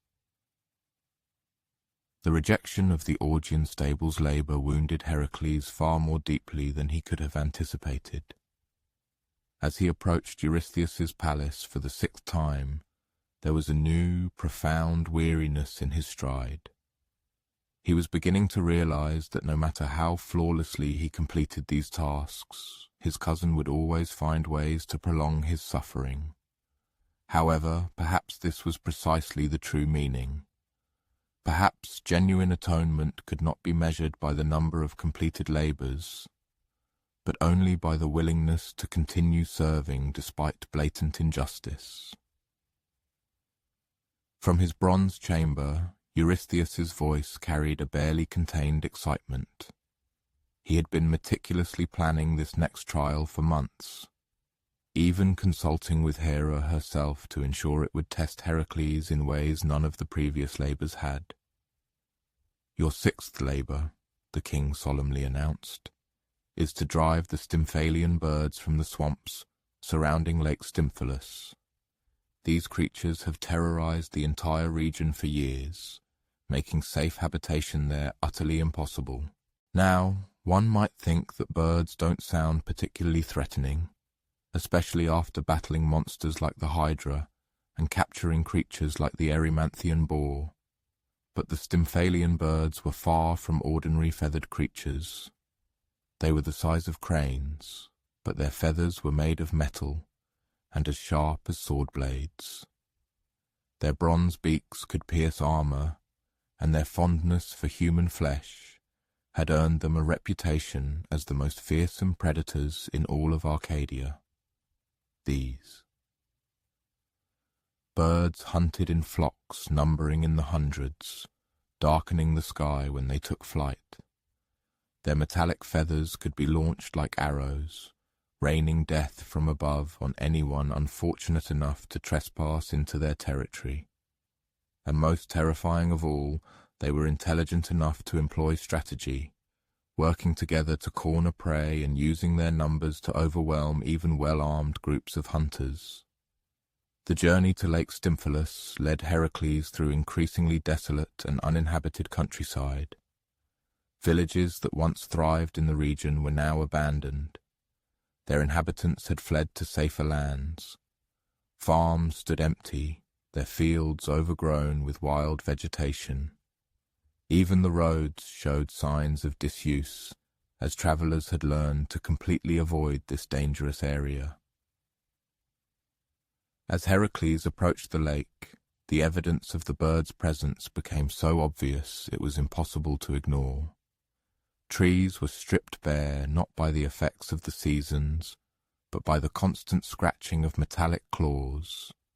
The ground was littered with bones, both animal and human, meticulously picked clean by bronze beaks.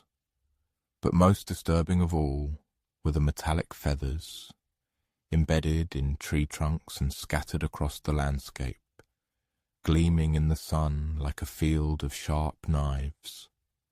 The lake itself was a sight that, under other circumstances, would have been truly beautiful. Fed by mountain streams, it formed a perfect circle of clear water, surrounded by marshes that should have teemed with wildlife. Instead, an eerie silence reigned, with only an occasional ripple disturbing the water's surface. The silence was so profound that even Heracles' footsteps seemed unnaturally loud. But he knew for certain that the birds were here, somewhere in the dense reeds and tall grasses. Surrounding the lake, hundreds of deadly creatures were watching his approach. He felt their attention like a physical weight, and the back of his neck tingled with the certainty that he was being assessed as potential prey.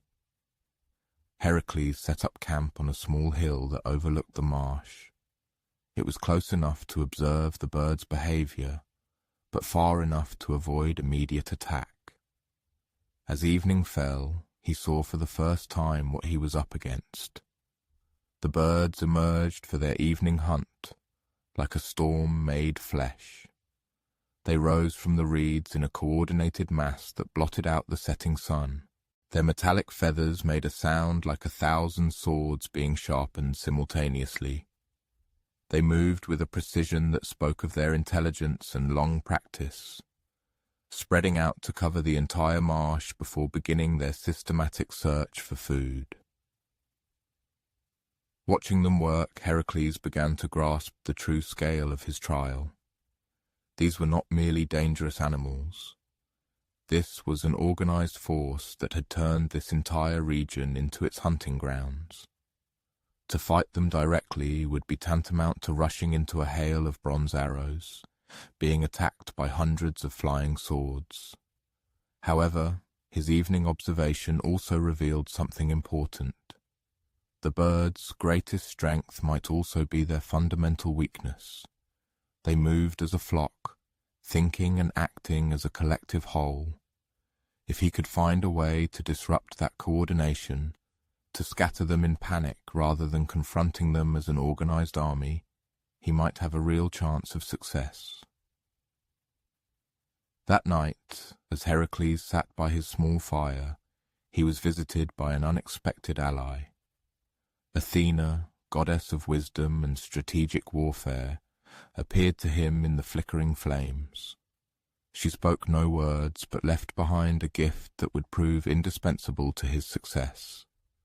A pair of bronze castanets, skillfully crafted by Hephaestus himself. At first, Heracles did not understand the significance of this mysterious gift. Castanets were musical instruments, traditionally used by dancers and performers. How could they help him fight a flock of deadly birds? But as he examined them more closely, he began to appreciate their divine craftsmanship. When struck together, they produced a sound unlike anything he had ever heard, pure, piercing, and for some inexplicable reason, fundamentally unsettling. The next morning, Heracles put his theory to the test. Standing at the edge of the marsh, he struck the castanets together with all his might. The sound that rang out was extraordinary. It was not merely loud, but somehow wrong, like the cry of a creature that should not exist. It echoed across the water and through the reeds with such intensity that it seemed to shake the very air. The effect on the birds was immediate and devastating. They erupted from their hiding places in complete panic. Their usual coordination was shattered by the alien and terrifying sound. Instead of forming their usual hunting formation, they scattered in all directions, colliding with each other and filling the air with confused shrieks. But Heracles knew this was only the beginning. The sound had scattered the birds, but it had not driven them away permanently. Once the echo died down, they would regroup and return, likely even more dangerous than before, because now they would not only be hungry, but also extremely enraged. What follows is one of the most unusual battles described in heroic literature. Heracles spends the entire day constantly moving around the lake, using the castanets to keep the birds in perpetual motion. Each time they try to land and reorganize, he strikes the bronze instruments together, sending them into a panic once more. It is exhausting work, requiring as much strategic thinking as physical strength. Heracles must constantly remain agile, anticipating where the birds will try to regroup and positioning himself to disrupt their efforts in time. The castanets also must be used with extreme precision. Too often, and they lose their effect. Too seldom, and the birds regain their organization. As the day drew to a close, something truly remarkable began to happen. The constant stress and mounting confusion started to break down the birds' collective behavior. Individual birds began to separate from the flock, flying off in search of quieter, more peaceful territories. What had started as a coordinated army gradually devolved into a disorganized group of frightened animals. By evening, the large flock had dwindled to a few dozen stragglers, and even these seemed more interested in fleeing than in maintaining their dominance over the area. Heracles struck the castanets one last time, and the remaining birds flew off towards the distant mountains, their cries gradually fading into the ensuing silence. The disappearance of the Stymphalian birds brought about an immediate and profound transformation of the surrounding marshes. As soon as the deadly winged predators left these lands, the wildlife, hitherto oppressed by their presence, began to actively reclaim its territory. Fish once again darted in the lake waters, leaping from the depths, the evening air filled with the melodic chorus of frogs, and several graceful deer, overcoming their former fear, dared to approach the water to quench their thirst. The natural balance, disrupted for many years, began its rapid restoration within a matter of hours. However, the true greatness of Heracles' labor unfolded in the following days, as news of the birds' ultimate expulsion spread throughout the region. Farmers, whose lands had been abandoned due to the constant threat, once again began to cultivate their fields. Travelers returned to the roads without fear, resuming their journeys. And most moving of all, children who had never known the lake as anything but a source of fear were able to plunge fearlessly into its clear waters for the first time in their lives, enjoying carefree swimming. Upon his return to Tiryns, Heracles presented Eurystheus with several metallic feathers shed by the Stymphalian birds in their panicked flight.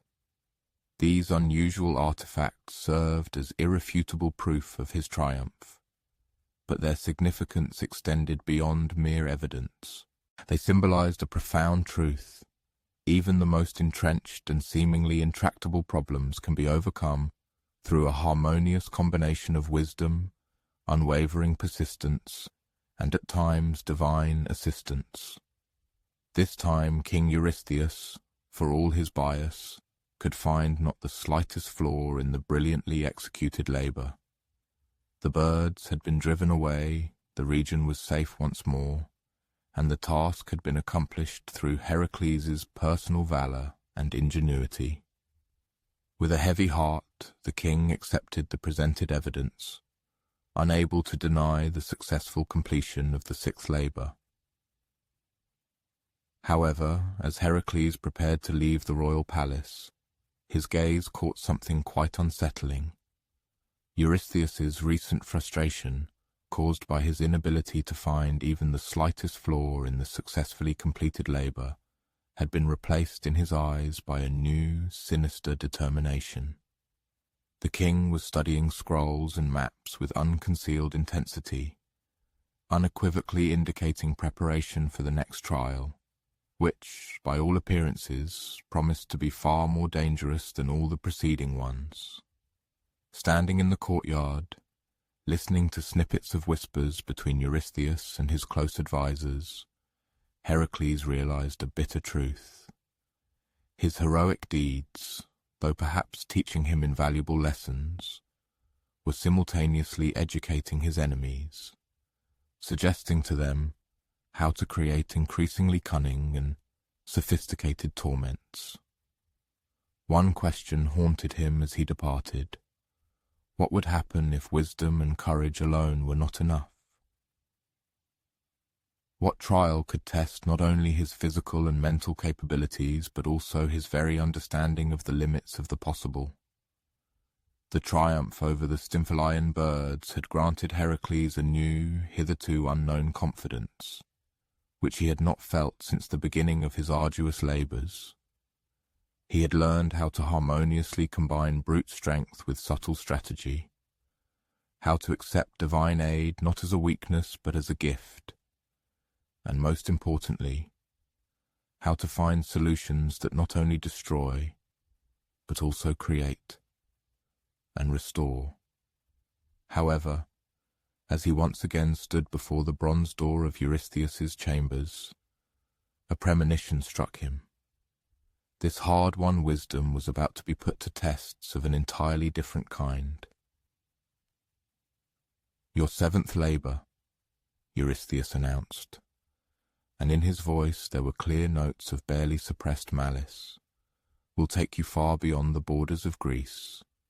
You must travel to the majestic island of Crete and capture the fierce bull that terrorizes King Minos and his subjects. Bring it back alive and unharmed." At first glance, this task might have seemed simple enough. Another capture mission, similar to those already completed with the Erymanthian boar or the Ceryneian hind. However, Eurystheus was well aware of the true nature of his request, and the barely perceptible smile in his voice unequivocally hinted at hidden complexities that would only become apparent once Heracles was fully immersed in attempting to overcome them. The Cretan bull was not merely an animal. It was the very magnificent creature that the sea god Poseidon had sent to King Minos many years ago as a sign of his divine favor. Snow white, like sea foam, and indescribably beautiful it was intended as. A sacrifice in honor of the Lord of the Oceans. But Minos, captivated by its incomparable beauty, disobeyed divine will, keeping the bull for himself and sacrificing a less valuable animal. Poseidon's wrath for this deception was terrible. He transformed the bull from a creature of divine beauty into something far more dangerous. Still majestic in appearance, it now possessed incredible strength, capable of demolishing buildings, speed allowing it to outrun the swiftest horses, and a temperament so unpredictable that it attacked without the slightest warning or apparent reason.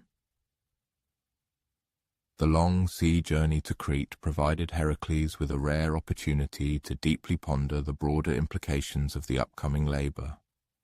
For the first time, he was being sent beyond mainland Greece, away from familiar lands and established support systems. If something went wrong, if he was injured or needed help, he would be entirely dependent on strangers in a foreign land. However, the sea journey also granted him something he had not experienced for many months: solitude and much-needed peace. Standing at the ship's rail, watching playful dolphins glide in the wake, Heracles found himself able to clearly reflect on his journey. Each labor had taught him new lessons, and gradually a certain pattern emerged before his inner eye. He was beginning to realize that true heroism was not just about displaying physical strength or unrestrained courage. It was primarily about deep understanding. Understanding the nature of the challenges he faced, the needs of the people he was called to serve, and the complex, intricate web of motives driving both gods and mortals. This ever-growing wisdom was perhaps the most valuable treasure he had acquired throughout all his arduous trials. When Crete finally appeared on the horizon, it was exactly as the legends described it. An island rising from the depths of the sea like a precious gem, with snow-white buildings cascading down hillsides to harbors overflowing with ships arriving from all corners of the known world.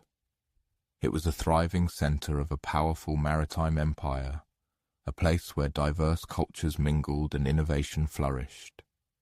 However, even from the harbor, clear signs of the bull's recent rampage were visible. Part of the outer city wall had been destroyed, leaving a gaping breach that had been hastily filled with temporary wooden barriers. Several buildings bore marks of damage that could only have been inflicted by the impact of something massive and utterly unstoppable. But the most telling evidence of the prevailing distress was the streets, which in normal times should have buzzed with trade and life, but now stood almost empty, as if the entire population was hiding in their homes. King Minos received Heracles in a luxurious throne room that eloquently testified to his wealth and unlimited power. However, the monarch himself was a living embodiment of the tension and despair caused by grappling with a problem he was unable to solve. Dark circles under his eyes spoke of many sleepless nights, and his hands trembled slightly as he began to describe the situation. "The bull appears without warning," Minos explained, a deep frustration in his voice. "At times it can be docile for days, peacefully grazing in our fields. Then suddenly it transforms into a force of pure, unrestrained destruction. It has razed 3 of our granaries, destroyed the main bridge leading to the city, and killed 7 of our best warriors who tried to subdue it." From Minos's account, it became evident that the bull's unpredictability was its most dangerous characteristic. Unlike other creatures Heracles had encountered before, this animal could neither be tracked nor its actions predicted. It could spend an entire week behaving like a perfectly ordinary creature, and then suddenly rampage through populated areas with incredible destructive power. Heracles dedicated several days to carefully observing the bull, keeping a safe distance and trying to discern any patterns in its behavior. What he discovered was deeply disturbing. There was absolutely no predictability. It seemed that the creature switched between periods of peaceful grazing and unrestrained destructive rage, based on some internal triggers that no external observer could predict or influence.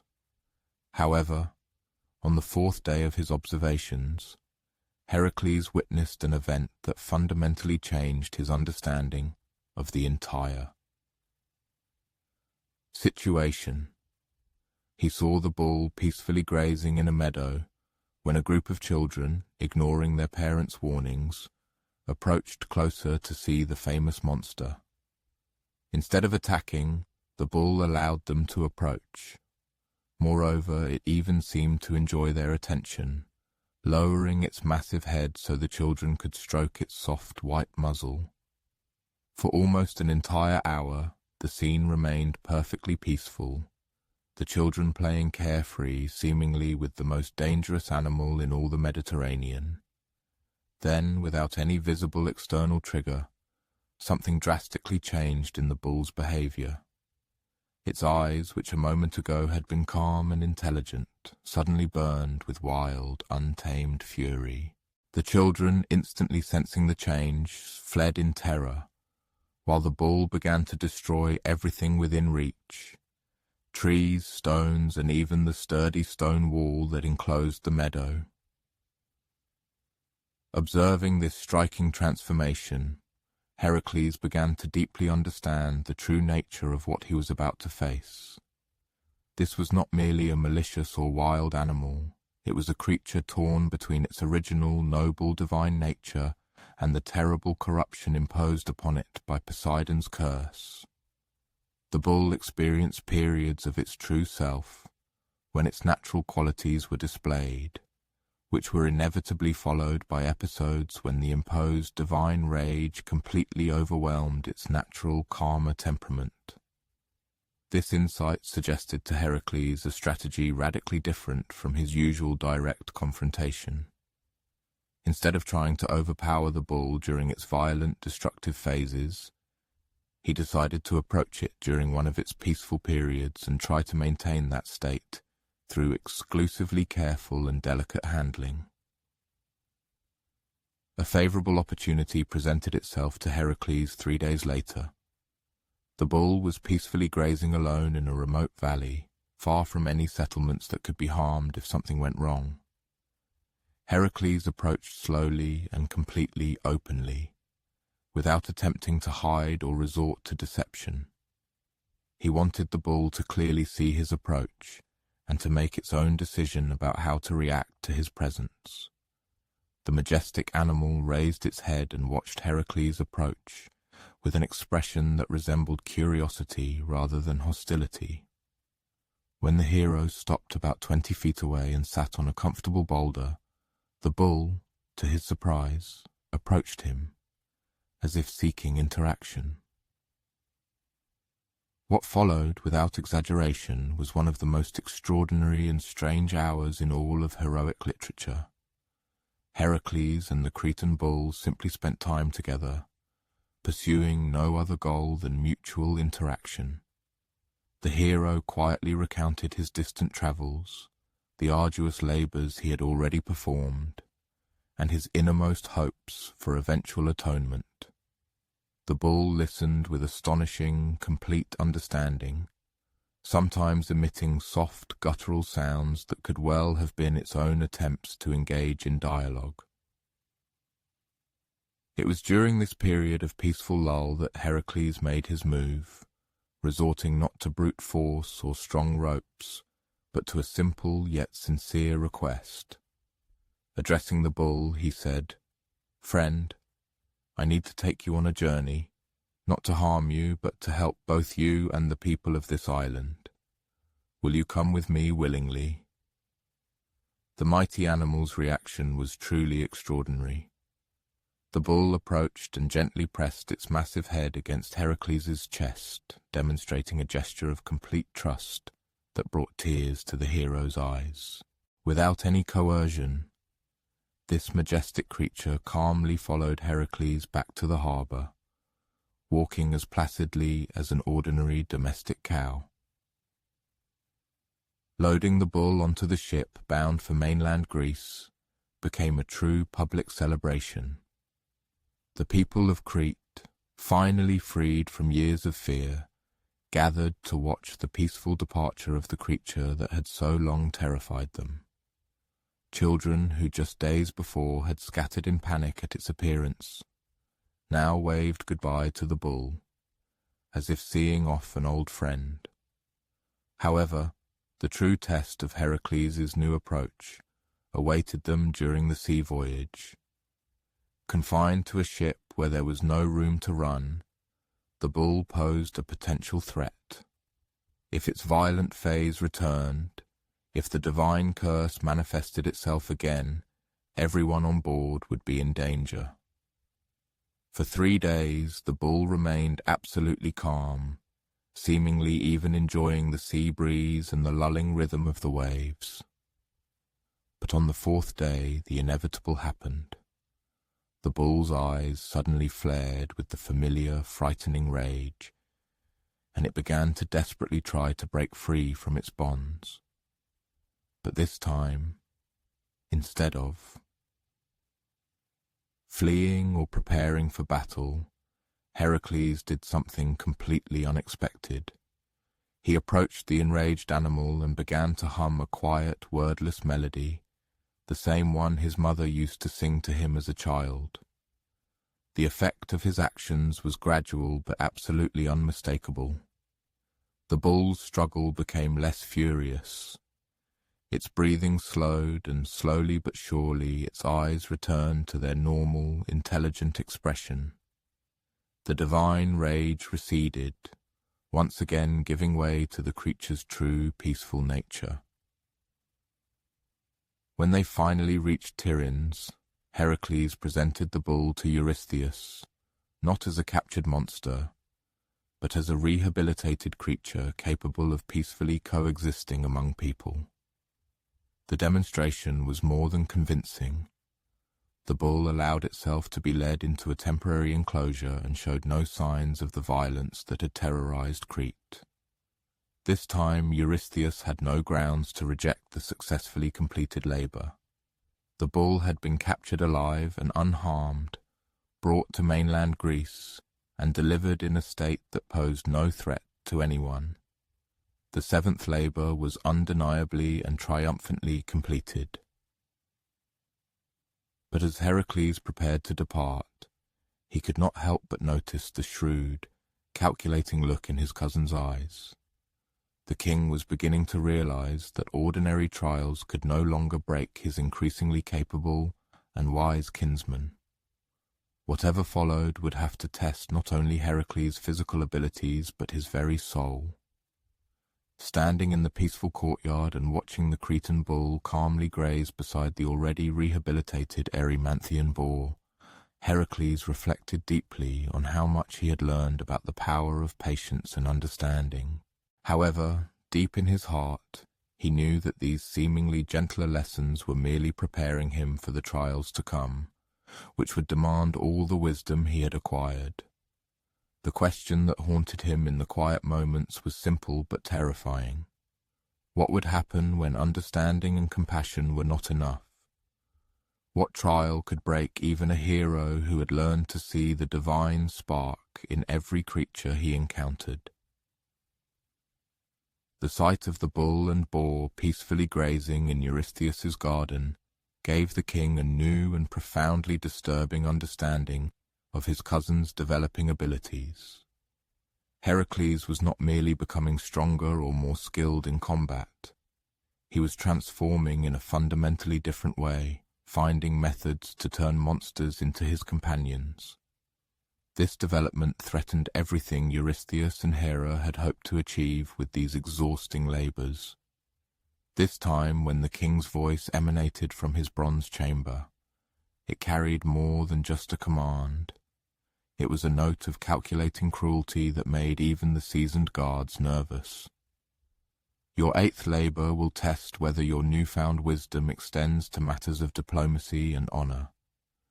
You must travel to the land of the Amazons, to the kingdom of King Diomedes.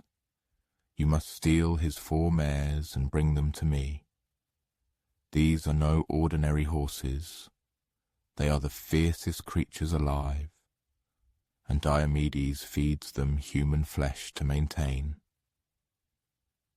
their strength and ferocity. The implications of this task struck Heracles like a physical blow. For the first time he was being asked to steal, rather than capture or kill. Even more disturbing, he was being sent to confront creatures that had been deliberately corrupted by the systematic feeding of human victims. This was not about taming monsters or solving puzzles. This was about confronting pure evil and somehow finding a way to atone for it. But there was something else about this task that deeply troubled Heracles. Diomedes of Thrace was known throughout Greece as one of the cruelest and most ruthless tyrants. He was a man who reveled in torture and treated human life as a casual, easily replaceable commodity. The mares were not merely dangerous animals. They were instruments of his sophisticated cruelty, fed the flesh of his enemies and innocent victims. As he prepared for the journey to Thrace, Heracles made a decision that would prove crucial to the outcome of the entire labor. Instead of going alone, he asked his nephew Iolaus and several other young heroes to accompany him. If he was to confront systemic evil, he reasoned, he would need companions who shared his unwavering commitment to justice and human dignity. The journey north proved to be a sobering experience as they delved deeper into Diomedes' territory. The signs of his tyranny became impossible to ignore. Villages were fortified like military encampments, their inhabitants peering out fearfully from behind barricaded doors. Roads were patrolled by heavily armed soldiers who eyed travelers with overt suspicion. Most unsettling of all, they passed several execution sites where the bones of Diomedes' victims lay scattered and unburied, a grim warning. Diomedes' palace, when they finally reached it, was a fortress designed more for intimidation than beauty. Black stone walls rose sheer from the surrounding plain, topped with sharp iron spikes. The main gate was flanked by the heads of recent victims, left to rot as a gruesome warning to anyone who might dare to defy the king's will. But it was the steels that truly revealed the full horror of what Heracles had come to confront. Diomedes' 4 mares were kept in a special enclosure, surrounded by 20-foot walls. The enclosure reeked of death and decay, and the ground was littered with human bones gnawed clean by equine teeth. The mares themselves were magnificent and terrifying at the same time. Larger than ordinary horses, with eyes burning with intelligence and malice. Watching the mares feed on fresh meat brought by Diomedes' servants, Heracles realized he was facing something unprecedented in his labors. These were not creatures corrupted by divine curse or driven mad by supernatural influence. These were animals that had been systematically perverted by human cruelty, trained to crave the flesh of Heracles' own kind. That evening, as Heracles and his companions made camp outside the city, they were approached by a group of refugees, people who had managed to escape Diomedes' tyranny and now lived as outlaws in the wilderness. Their leader, an old man named Abder, told them stories that made even the battle-hardened heroes sick with disgust. "He feeds them anyone who displeases him," Abder explained, his voice hollow with past horror. "Political prisoners, debtors who can't pay, sometimes just people who looked at him the wrong way. The mares have learned to associate human screams with feeding time. They become excited when they hear people cry out in fear." But Abder also provided crucial information about the mares' care and handling. Despite their horrifying corruption, they were still horses, with their equine needs and behaviors. They had favorite foods besides human flesh, preferred resting spots, and individual personalities. This knowledge gave Heracles hope that redemption was still possible. The plan that emerged from that night's discussions was complex and dangerous. Instead of simply stealing the mares, they decided to attempt to liberate the entire city from Diomedes' rule. The tyrant's death would free his people and remove the source of the mares' corruption. But this meant Heracles would be fighting not just monsters, but an entire system of organized evil. The attack began at dawn. with Heracles and his companions simultaneously assaulting the palace and the stables. While the others engaged Diomedes' guards in the main square, Heracles alone entered the mayor's enclosure, carrying not weapons but food, sweet apples and fresh grain that might remind the corrupted horses of their original natural nature. The confrontation with the mares was unlike anything Heracles had ever experienced. These creatures didn't just want to kill him, they craved his flesh. They charged, baring their teeth, their eyes burning with cannibalistic hunger. But Heracles did not resist. Instead, he dove aside and scattered the grain and apples on the ground. The mares, expecting a feast of human flesh, were faced with a choice between their acquired, perverted craving and their natural instincts. For a moment they froze in confusion, nostrils flaring as they tried to process the unfamiliar scent of ordinary horse food. One of them, perhaps less thoroughly corrupted than the others, cautiously approached the scattered apples. She sniffed them, then took a tentative bite. The sweetness seemed to awaken something in her that had lain dormant for years. A memory of what horses were meant to eat and what they were meant to be. However, the peaceful course of events was interrupted by the sudden appearance of Diomedes himself. The ruler, consumed by rage, broke through the defences and swiftly entered the stable yard, fuming with anger over the audacious theft of his invaluable treasures, the mares. In his hand he clutched a whip studded with sharp iron spikes, the very instrument with which he had countless times forced his mares into frenzied, insane flesh-eating. Diomedes, raising the whip above his head, roared, "Do you imagine you can steal what belongs to me? I will feed you to them piecemeal, and they will be grateful for the feast." The events that unfolded next were swift and dramatic. Diomedes brought his whip down on Heracles, but the hero, demonstrating incredible courage, caught it with his bare hand. The sharp iron spikes dug deep into his palm, causing pain, but Heracles did not loosen his grip. Instead, he yanked the tyrant towards him, instantly unbalancing him and rendering him completely defenseless. The ensuing struggle was brief but utterly decisive. Diomedes, for all his ferocity and ruthlessness, was no match for one possessing Heracles' immense strength and impeccable training. In just a few moments the ruler lay unconscious on the ground within the walls of his own stable, surrounded by the very mares he had for years transformed into terrifying instruments of terror. However, the true essence of the accomplished labour was revealed by subsequent events. The mares, seeing their tormentor in a helpless state, began to approach, driven by an undeniable ominous intent. They had been conditioned for years to perceive human weakness as a direct invitation to feed, and Diomedes had offered them countless victims over the years. Heracles found himself facing a truly horrifying choice. He could block the mare's path, protecting even this wicked man from the fate he had so mercilessly inflicted upon countless others. Or he could allow the natural course of justice to run, letting the tyrant taste precisely what he had so ruthlessly inflicted on his unfortunate victims.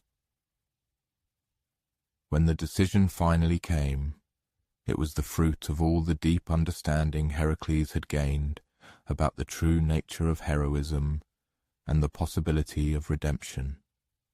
He resolutely stood between the hungry mares and the fallen tyrant.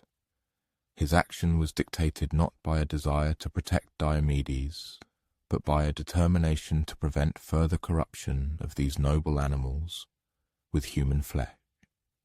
"No," he said firmly, spreading his arms wide as if erecting an invisible barrier. "You are horses, not monsters. Your food is grass, grain, and apples, not human flesh.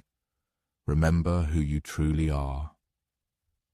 This unexpected intervention had an effect, partly due to Heracles' imposing and commanding presence, and partly because the recent taste of apples had awakened in the mares their long-dormant, true instincts.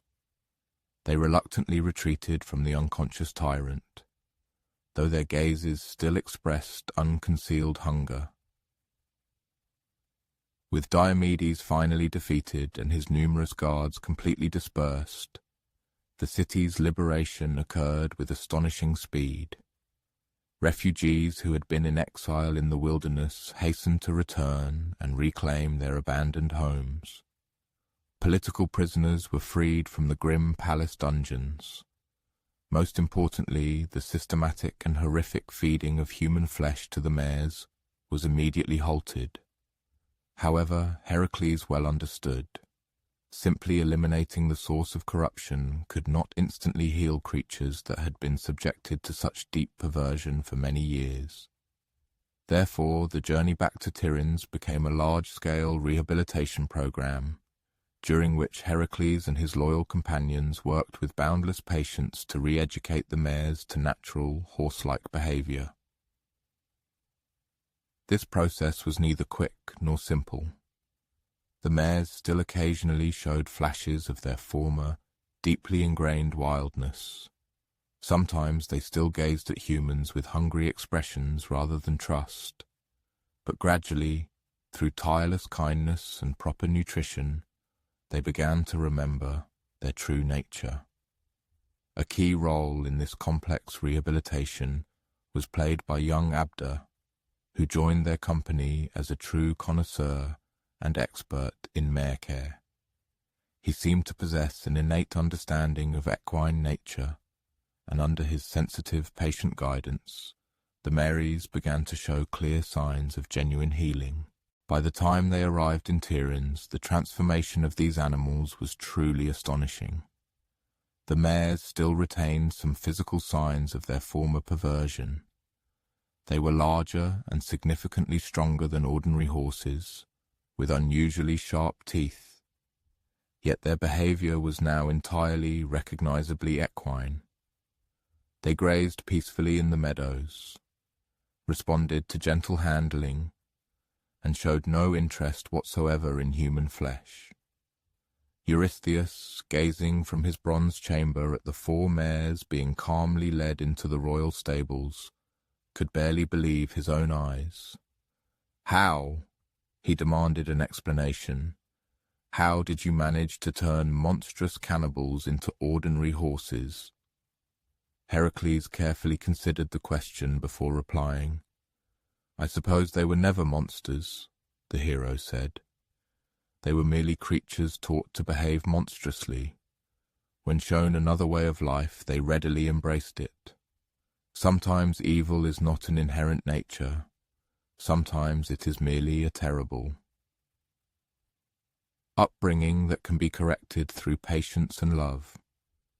However, even as he spoke these wise words, Heracles knew that his increasing ability to rehabilitate corrupted creatures was driving his enemies to ever greater despair. Eurystheus's gaze eloquently hinted that the coming labors would be a test not only of his physical strength or wisdom, but of his unwavering belief in the possibility of redemption for any creature. And somewhere in the deep shadows, Hera watched unceasingly and plotted her cunning plans. Understanding that simple corruption might not be enough to break this hero, capable of finding light even in the deepest darkness. What trial could shake one who had learned to discern the spark of the divine, even in the most deeply corrupted creatures? The sight of Diomedes' former man-eating mares peacefully grazing alongside other rehabilitated creatures in the royal stables drove Eurystheus to a new, unprecedented level of frustration. His cousin was not merely succeeding at seemingly impossible tasks. He was transforming the very essence of what was traditionally considered monstrous. If this continued, Heracles might indeed achieve the atonement he so desperately sought. And this was something neither Eurystheus nor Hera could possibly allow. This time, when the king's voice boomed from his bronze chamber, it carried a note of calculating cruelty that made even the guards uncomfortable.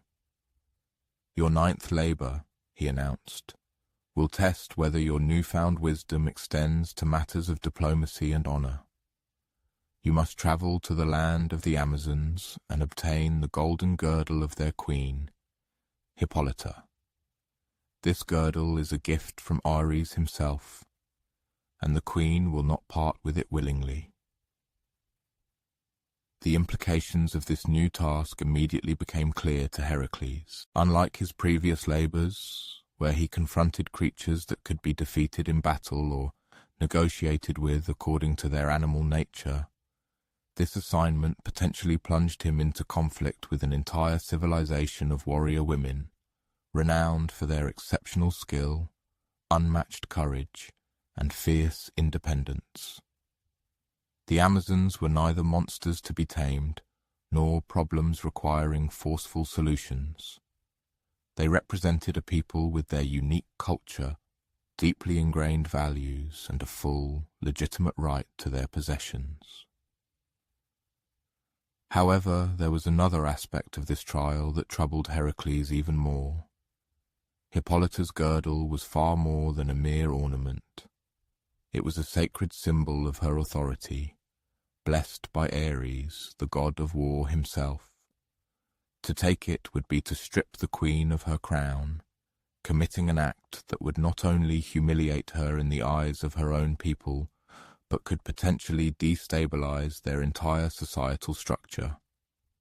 Preparing for the journey ahead, Heracles made a decision that vividly demonstrated how much he had learned from his previous labors. Instead of embarking with warriors who would likely perceive the Amazons as enemies to be conquered, he carefully selected companions renowned for their outstanding diplomatic skills and deep respect for other cultures. This was to be a mission of negotiation, not forceful conquest. The path to the Amazons' homeland lay across the vast Black Sea, to shores that few Greek men had ever been privileged to see. As their ship approached the coast, they beheld evidence of a civilization strikingly different from anything they knew in their native Hellas. Cities were built with both aesthetic beauty and robust defense in mind, clearly indicating the influence of warrior architects who deeply understood that strength and elegance could harmoniously coexist. However, it was the first encounter with the Amazons themselves that made the strongest impression on Heracles and his companions. A troop of magnificent mounted warriors intercepted their ship when it was still about a mile from shore. These women moved with such precision and unwavering confidence that it clearly bespoke years of arduous training and absolute faith in their own abilities. Their leader, a tall woman with intricately braided hair and scars, each of which could tell stories of countless battles, addressed them in Greek, accented but perfectly fluent. "I am Antiope, sister to Queen Hippolyta," she declared imperiously, her voice carrying the authority of one accustomed to unquestioning obedience. "State the purpose of your presence in our waters, O Greeks. Have you come as merchants, diplomats, or enemies?" Heracles replied with formal courtesy and dignity, befitting a representative of a sovereign nation. "I am Heracles of Thebes," he introduced himself, "and I have come to request an audience with your queen on a matter of personal, singular importance to me. I have brought gifts as a sign of deep respect, and ask only for the opportunity to present my case personally before her." Such a diplomatic approach undoubtedly surprised Antiope, who had likely rarely encountered Greek men capable of addressing Amazons as equals. After a momentary but tense deliberation, she granted them safe passage to the capital. However, Heracles could not help but notice that they were accompanied by enough warriors to thwart any attempt at treachery. The Amazon capital appeared before them as a true revelation. Unlike Greek cities where women's quarters were traditionally hidden from public view, here women occupied all key positions of power and commanded universal respect. The city's architecture eloquently reflected their unique values. Buildings, both functional and graceful, were designed by people who saw no conflict between martial prowess and refined aesthetic sensibility. Queen Hippolyta received her guests in a throne room that, against all odds, managed to combine opulent grandeur with a sense of intimate comfort. She proved to be younger than Heracles had anticipated, perhaps only a few years his senior, yet her posture exuded the unwavering confidence of someone who had never doubted her right to the throne. The famous girdle of Ares, an adornment of divine craftsmanship, shone on her waist, not ostentatiously, but clearly, drawing attention with its modest yet undeniable significance. Then followed one of the most unusual dialogues ever recorded in heroic lore. Instead of making demands or offers, Heracles unfolded his entire story before Hippolyta. He spoke of the tragedy that led him to undertake these labors, the invaluable lessons learned from each trial, and his growing understanding of the true meaning of serving others.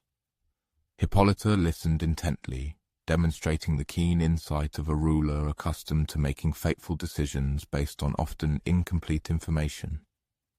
When Heracles finished his account, she asked a series of probing questions that revealed not only her sharp mind, but also a genuine interest in his spiritual journey.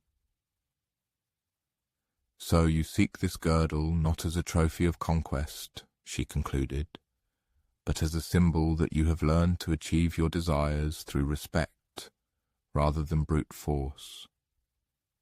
You ask me to help you prove that you have grown beyond the man who once solved every problem solely with his club."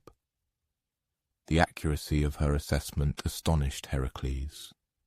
He himself had not articulated his request in such terms, but the queen had grasped the deeper meaning of his aspirations.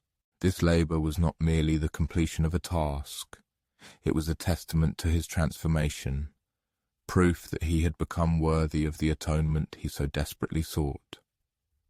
What Hippolyta did next astonished everyone present, including her own advisers.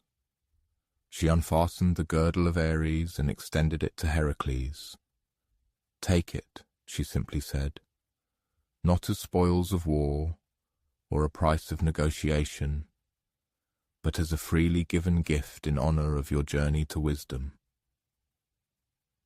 However, at the very moment Heracles reached for the girdle, disaster erupted from a completely unexpected quarter. Hera, observing the scene from Olympus and enraged by such a peaceful resolution, descended into the Amazon capital, taking on a disguise. Moving through the crowd as an ordinary Amazon warrior, she began to spread sinister rumors that the Greeks had come to abduct their queen, and that Heracles' diplomatic approach was merely a cunning ruse designed to weaken their defenses. The effect was instantaneous and devastating. The Amazon warriors, who moments ago had regarded their foreign guests with curiosity, suddenly saw them as a deadly threat requiring immediate elimination. Weapons were drawn, war cries erupted, and peaceful negotiations rapidly escalated into a chaotic skirmish. In this turmoil, Heracles found himself facing an impossible choice. He could use his colossal strength to cut a path through, likely killing many Amazons in the process. Or he could try to protect Hippolyta, seeking to restore order, risking not only his own life but the lives of his companions. What he actually did was a reflection of everything he had learned about the nature of true heroism. Instead of drawing his weapon, he threw himself between Hippolyta and the advancing warriors, using his body as a shield, desperately appealing to everyone to stop fighting. "This is madness," he cried, his voice cutting through the din of battle. "We came here in peace. Queen Hippolyta has shown us trust. Do not let the lies of some stranger destroy what we have built together." But in the chaos of battle, words were not enough. An Amazon spear, thrown by a warrior who sincerely believed she was defending her queen, struck Hippolyta in the shoulder. The wound was not fatal, but the sight of their ruler's blood sent the Amazons into a fury that no reasoning could quell. The ensuing battle was unlike any of Heracles' previous trials. He fought not monsters or wild beasts, but skilled warriors desperately defending their homeland from what they perceived as a mortal threat. Every Amazon he faced was someone's daughter, sister, or friend, a person with hopes, fears, and legitimate reasons to fight. Heracles and his companions fought with desperate restraint, aiming to disarm rather than kill, seeking to create enough space to retreat rather than achieve total victory. But the Amazons showed no such mercy, firmly believing they were fighting for their queen's life and their nation's independence. In the end, Hippolyta herself brought an end to the battle. Despite her wound, she struggled to her feet and commanded her warriors to cease fighting. "Enough," she cried, her voice carrying the absolute authority of a queen. "I freely gave this man my girdle. The attack on me came from treachery within our own ranks, not from our guests." The Amazons reluctantly lowered their weapons, though many continued to regard the Greeks with overt suspicion. In the sudden silence, Hippolyta approached Heracles and once again placed the girdle in his hands. But now it came not as a gift between friends, but as compensation for the tragedy that divine manipulation had forced upon them both. "Take it and go," she said softly, her voice filled with sorrow. "You came here with honor and fought with restraint when you could have chosen slaughter. But your presence brings chaos that my people do not deserve. Perhaps someday, when the gods are less interested in our affairs, we can meet again as friends." The journey back to Tiryns was shadowed by deep reflection on how quickly trust could be shattered and how divine intervention could corrupt even the noblest intentions. Heracles carried Hippolyta's girdle, but it felt heavy with the weight of missed opportunities and a friendship poisoned by forces beyond mortal control. When he presented the girdle to Eurystheus, the king accepted it with obvious satisfaction. The labor was completed by all technical measures, but both cousins knew that something fundamental had changed. The easy confidence Heracles had built through his recent successes was shaken by the realization that even his best intentions could lead to tragedy when divine malice interfered. Standing in the palace courtyard after completing his 9th labor, Heracles reflected on the lessons hidden in this painful experience. He realized that wisdom and good intentions are not always enough, that some conflicts arise not from misunderstanding, but from deliberate manipulation by forces superior to any mortal hero. But perhaps most importantly, he learned that sometimes the most heroic thing one can do is to accept responsibility for unforeseen consequences, to bear the burden of another's pain and to continue striving to serve, even when the very gods seemed determined to corrupt all efforts. The question that haunted him as he prepared for his 10th labor was, how does one maintain hope and honor when the very forces that should uphold justice seem committed to its destruction? The weight of Hippolyta's girdle seemed to increase with each passing day after Heracles' return from the Amazon lands. What should have been a triumph felt more like a burden, a reminder of how divine intervention can corrupt even the noblest intentions.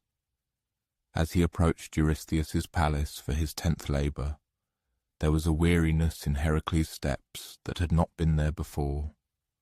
The weariness of a man who had learned that doing good in a world where gods play cruel games is harder than any physical trial. From his underground chamber, Eurystheus's voice carried a note of satisfaction that suggested he was well aware of his cousin's troubled state. Hera had whispered to him about the incident with the Amazons, and he knew Heracles' confidence had been shaken. It's time to present a trial that will push the hero further than he has ever been pushed before. Your 10th labor, the king announced, will take you to the very ends of the earth. You must travel to the island of Erytheia, beyond the pillars of Hercules, and steal the cattle of Geryon. These are the finest cattle that exist, guarded by monsters and belonging to a being so powerful that even the gods speak of him with respect. The mention of the pillars of Hercules, the great rocks that mark the end of the Mediterranean and the beginning of the vast unknown ocean, made Heracles pause. This was not just about distance, though the journey would be longer than any he had undertaken.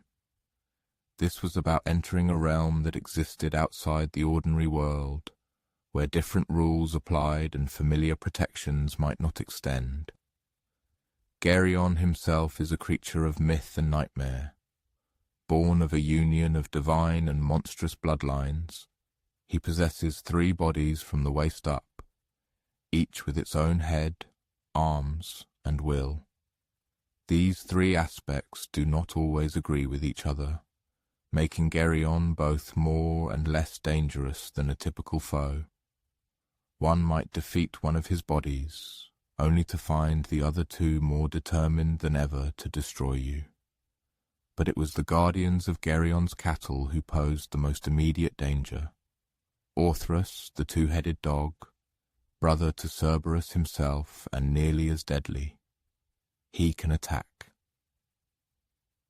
from 2 directions at once, and his bite carries a venom capable of felling even divine beings.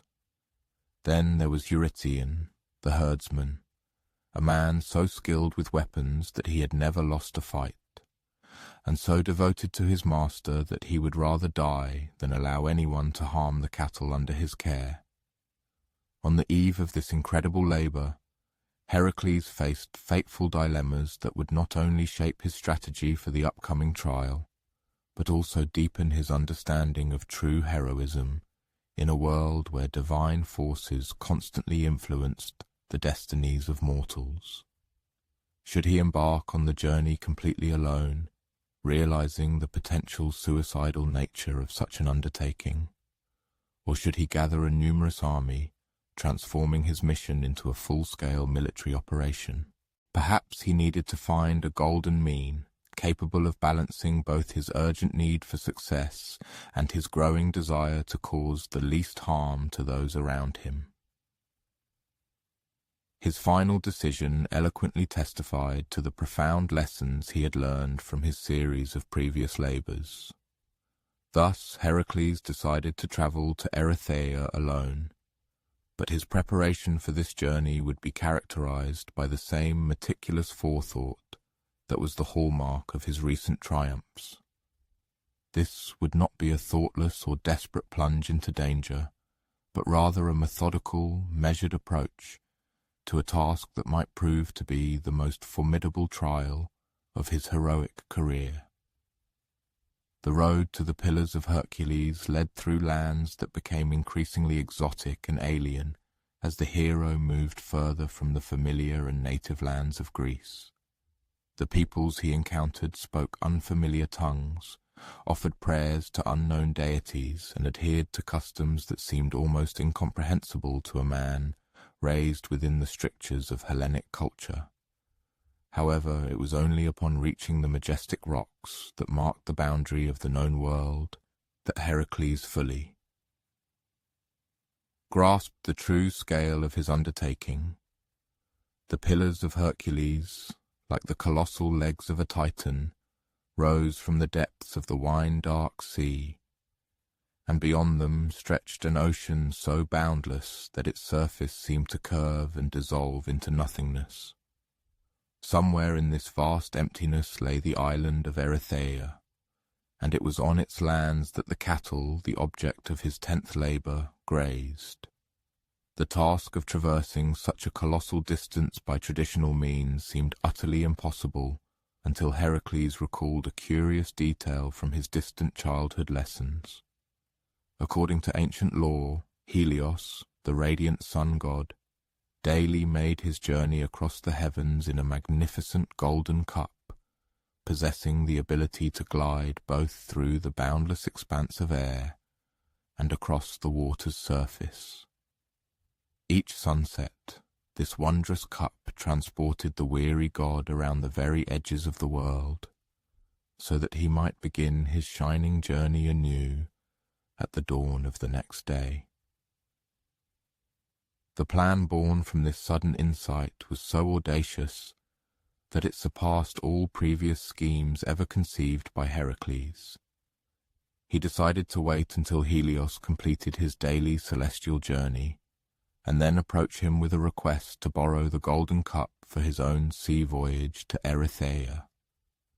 Such a request would, undoubtedly, border on blasphemy, for ordinary mortals, as a rule, did not dare to make such bold demands of the mighty Olympian deities. However, Heracles had already learned an important lesson. Sometimes the impossible becomes quite achievable if one approaches it with due reverence and a sense of insurmountable vital necessity.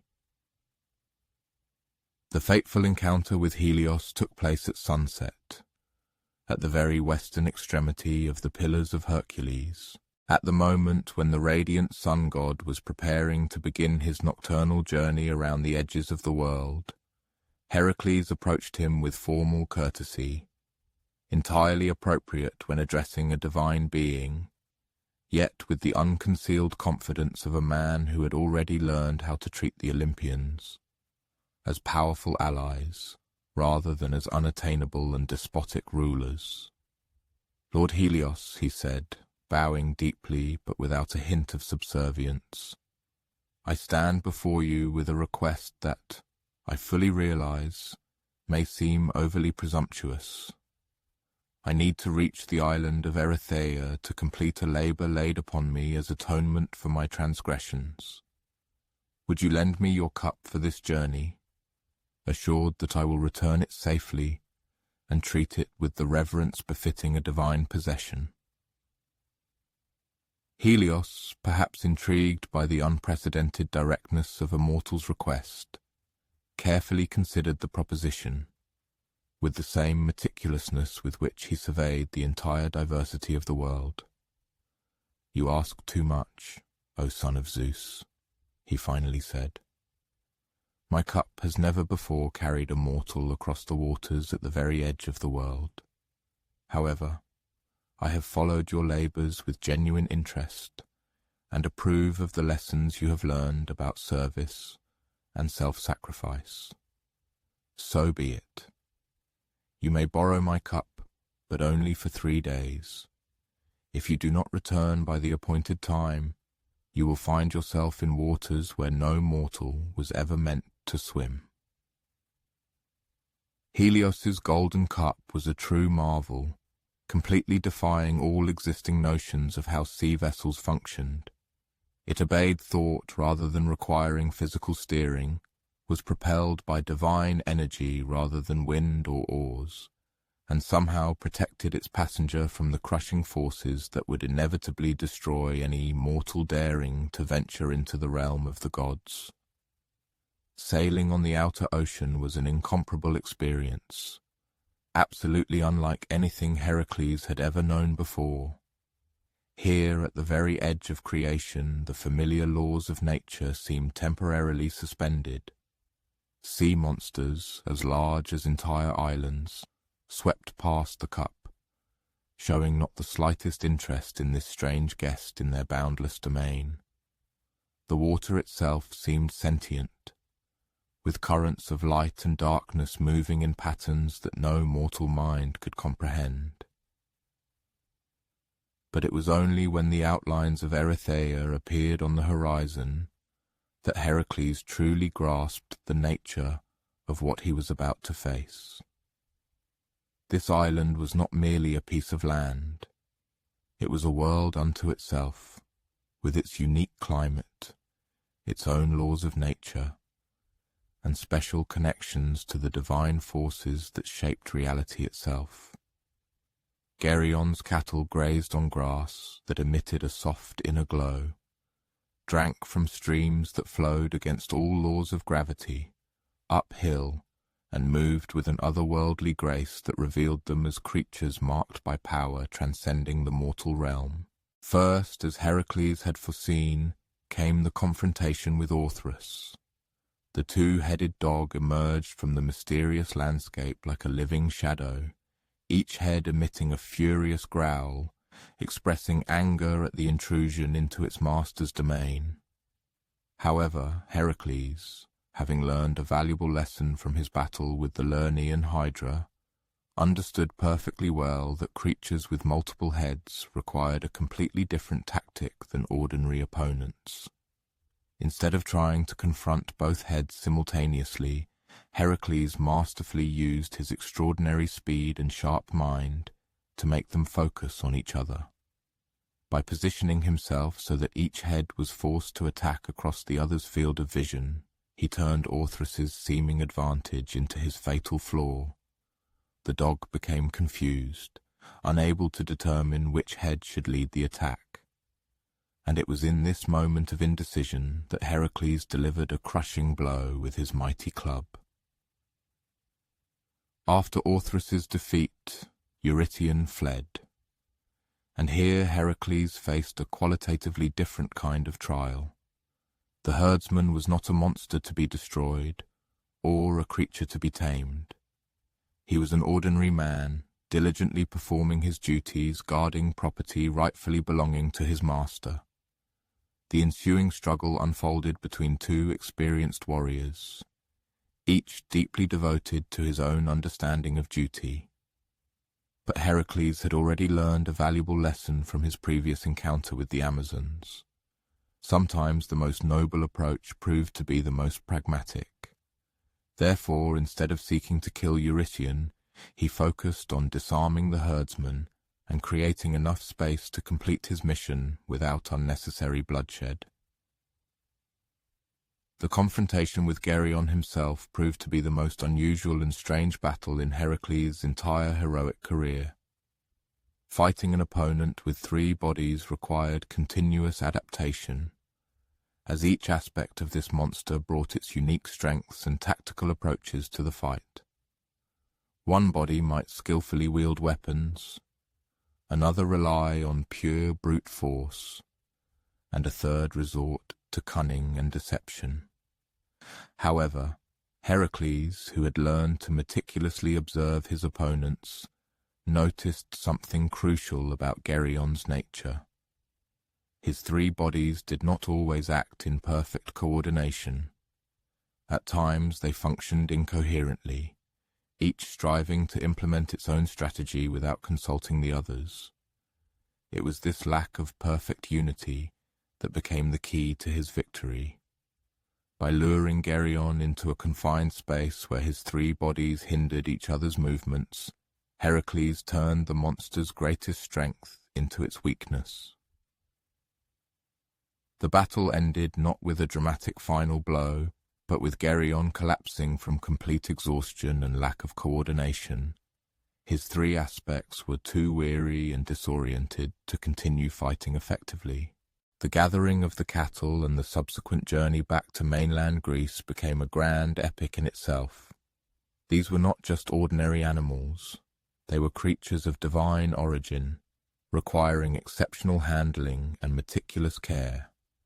The return journey, which involved herding this mystical cattle across an entire continent, with the necessity of avoiding encounters with bandits and monsters inevitably attracted by such valuable creatures, tested all the skills Heracles had honed throughout his labors. However, it was during this long and arduous journey home that Heracles made a discovery that profoundly influenced all his subsequent labors. Geryone's cattle, despite their mystical origin, proved for the most part to be peaceful creatures. They did not seek battle and had no desire to cause harm.